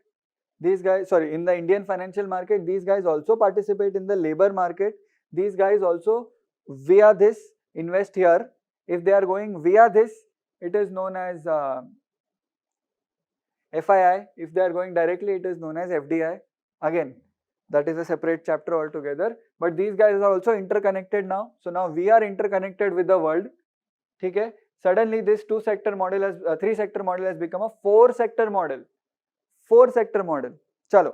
Now I want to determine the total level of demand, total level of production, total level of supply. See, assuming demand is equal to supply and supply is equal to production for simplicity. Assuming I want to determine those things, I will take the final value. Okay? I will take the final value कि बताओ कितना sale हुआ है. But we came to know कि he has sold to this guy also, and we came to know कि this guy has purchased from world, not from firm. This guy has purchased from world. Import किया है, not from firm. Purchase है ना, right? ठीक है? So what we do is कि when we get a list of all the things which are demanded, when we get a list of all the things which are purchased by all the households and all the governments and all the firms, purchased, उसमें से what we will do is we will remove the import part of it. Sir, why do we remove import part of it? Because it is not a demand for Indian produced goods. We are trying to determine the production activity. We are trying to determine how much are we capable of, mera chhati, how much is my chest capable of, okay, in India. So that is why we reduce imports, because that import is a production of that other country. Let's say it is we are importing something from Italy. So वो Italian goods है. Those are Italian goods. So it is not our goods. ठीक है? Now what do I mean by our? National or domestic? Coming very soon. ठीक है? So now we will remove this. We will remove the import part of it. But we also know that this guy, when we get a list of all the sales, this guy has sold to world market. Should we include it or should we not include it? We should include it. Why? Because it is a demand for Indian goods. It is a demand for goods in India. It is a demand for our goods. See, our goods means not made by Indians. Our goods means made in India. By whom? By anyone. Okay? Someone from Japan will come to India, make and sell. It's okay. It is made in India. Now that is what is important for the purpose of our analysis. बराबर है? Firm is also exporting. So what we will do is we will add exports. We will take the total list of all sales. उसमें we will add exports because exports are important, and we will reduce imports because imports are demand for other countries' goods, not our goods. Though consumed in India, we are not calculating consumption here. We are calculating कि total production कितना हुआ है भैया. What is the total level? ठीक है. So now we come to the end of the 4 sector model. We add here. What do we add here? We add here, we take into consideration imports and exports. Okay, we take into consideration imports and exports. But what do we do? What do we do for that? We add exports. So this plus investment plus government plus you add exports and you reduce imports. Yes or no? We discussed it now only. We reduce imports and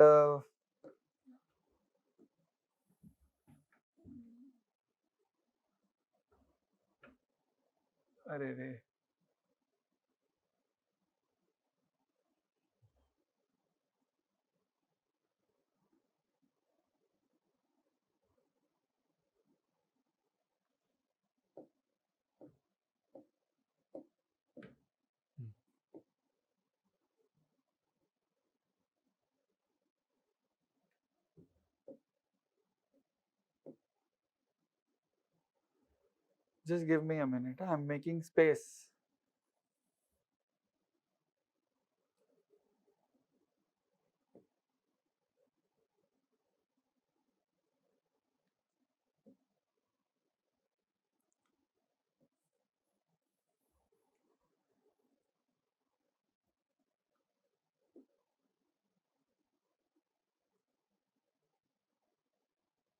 ठीक है.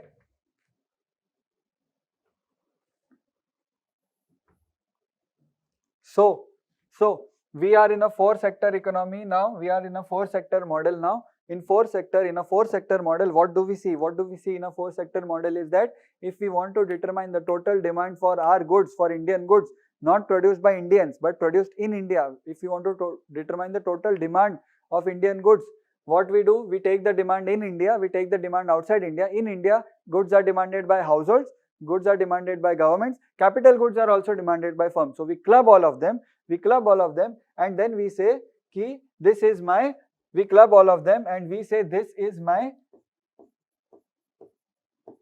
aggregate demand. Aggregate is simple, nothing but total. Aggregate demand, fancy word for total.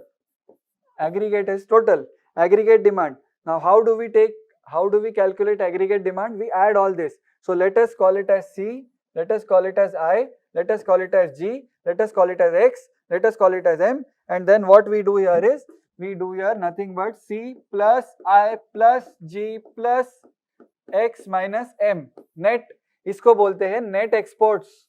This is called as net exports. Why net exports? Because exports minus imports, net exports. ठीक है? Net exports. C plus I plus G plus X minus M. I'll add it. I'll write it here so that you can see. C plus I plus G plus X minus M. This is 2 sector model, 3 sector model, 4 sector model. Now you only tell what is Indian economy is which kind of a model? 1 sector, 2 sector, 3 sector, 4 sector. It is obviously 4 sector. Okay? I will come to this screen again when we speak about Keynesian economics, right? Now, okay? Now, coming to our capital goods, final goods wala screen, sorry. Final goods में से intermediate goods we remove and we came to final goods. Now what is this aggregate demand exactly? What are we doing with this? So this is aggregate demand. This is the logic behind the equation. This is aggregate demand. Now what is the reason behind this, or what sense does this make aggregate demand?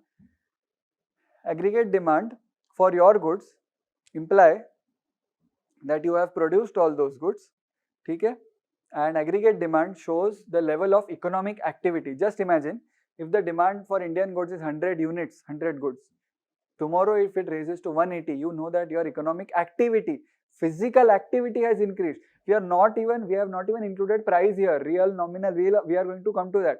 But physical activity has increased. Today 100 units, tomorrow 200 units, then 300 units. We are talking about physical quantity here. Okay? So that is measured by aggregate demand. Okay? Barabar hai? Now what we did was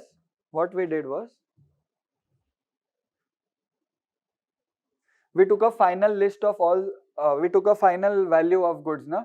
So isme what price did we take? We took 2 lakh rupees as price. We reduced the intermediate goods. Very good. So what did we take? Did we take the price of final goods and intermediate goods, or only final goods? We took the price of only final goods. We did not take the price of intermediate goods. Why we took only the price of final goods? Because we know it would result to double counting. Okay? So now bear with me, listen to me, repeat after me. Listen to me and repeat after me. All this aggregate demand we are doing for a period of 1 year. So let's assume we are doing it for 1 year, because we have to compare it with other countries and other periods. So repeat after me.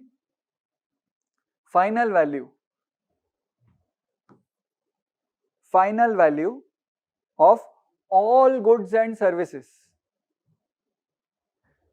All goods and services. Final value of all goods and services produced in the economy. Which economy? Indian economy. Produced by whom? Anyone. Any person. Okay? Final value of all goods and services. Services also. Please bear in mind, services also. In our example, we assume that it was goods. Same applies for services also. Services, banking services, insurance services, LIC, telecom services, all of those are services. IT services, so many services are there. Okay? So all goods and services, the value of all goods and services, the final value of all goods and services, the final value of all goods and services produced in the economy during a particular time, in 1 year, 1 month, 1 day, 1 week, anything, fortnight, all the final value of all goods and services produced in the economy during a particular time is called as gross domestic product. Is called as gross domestic product. E होता है GDP. This is GDP. Gross domestic product.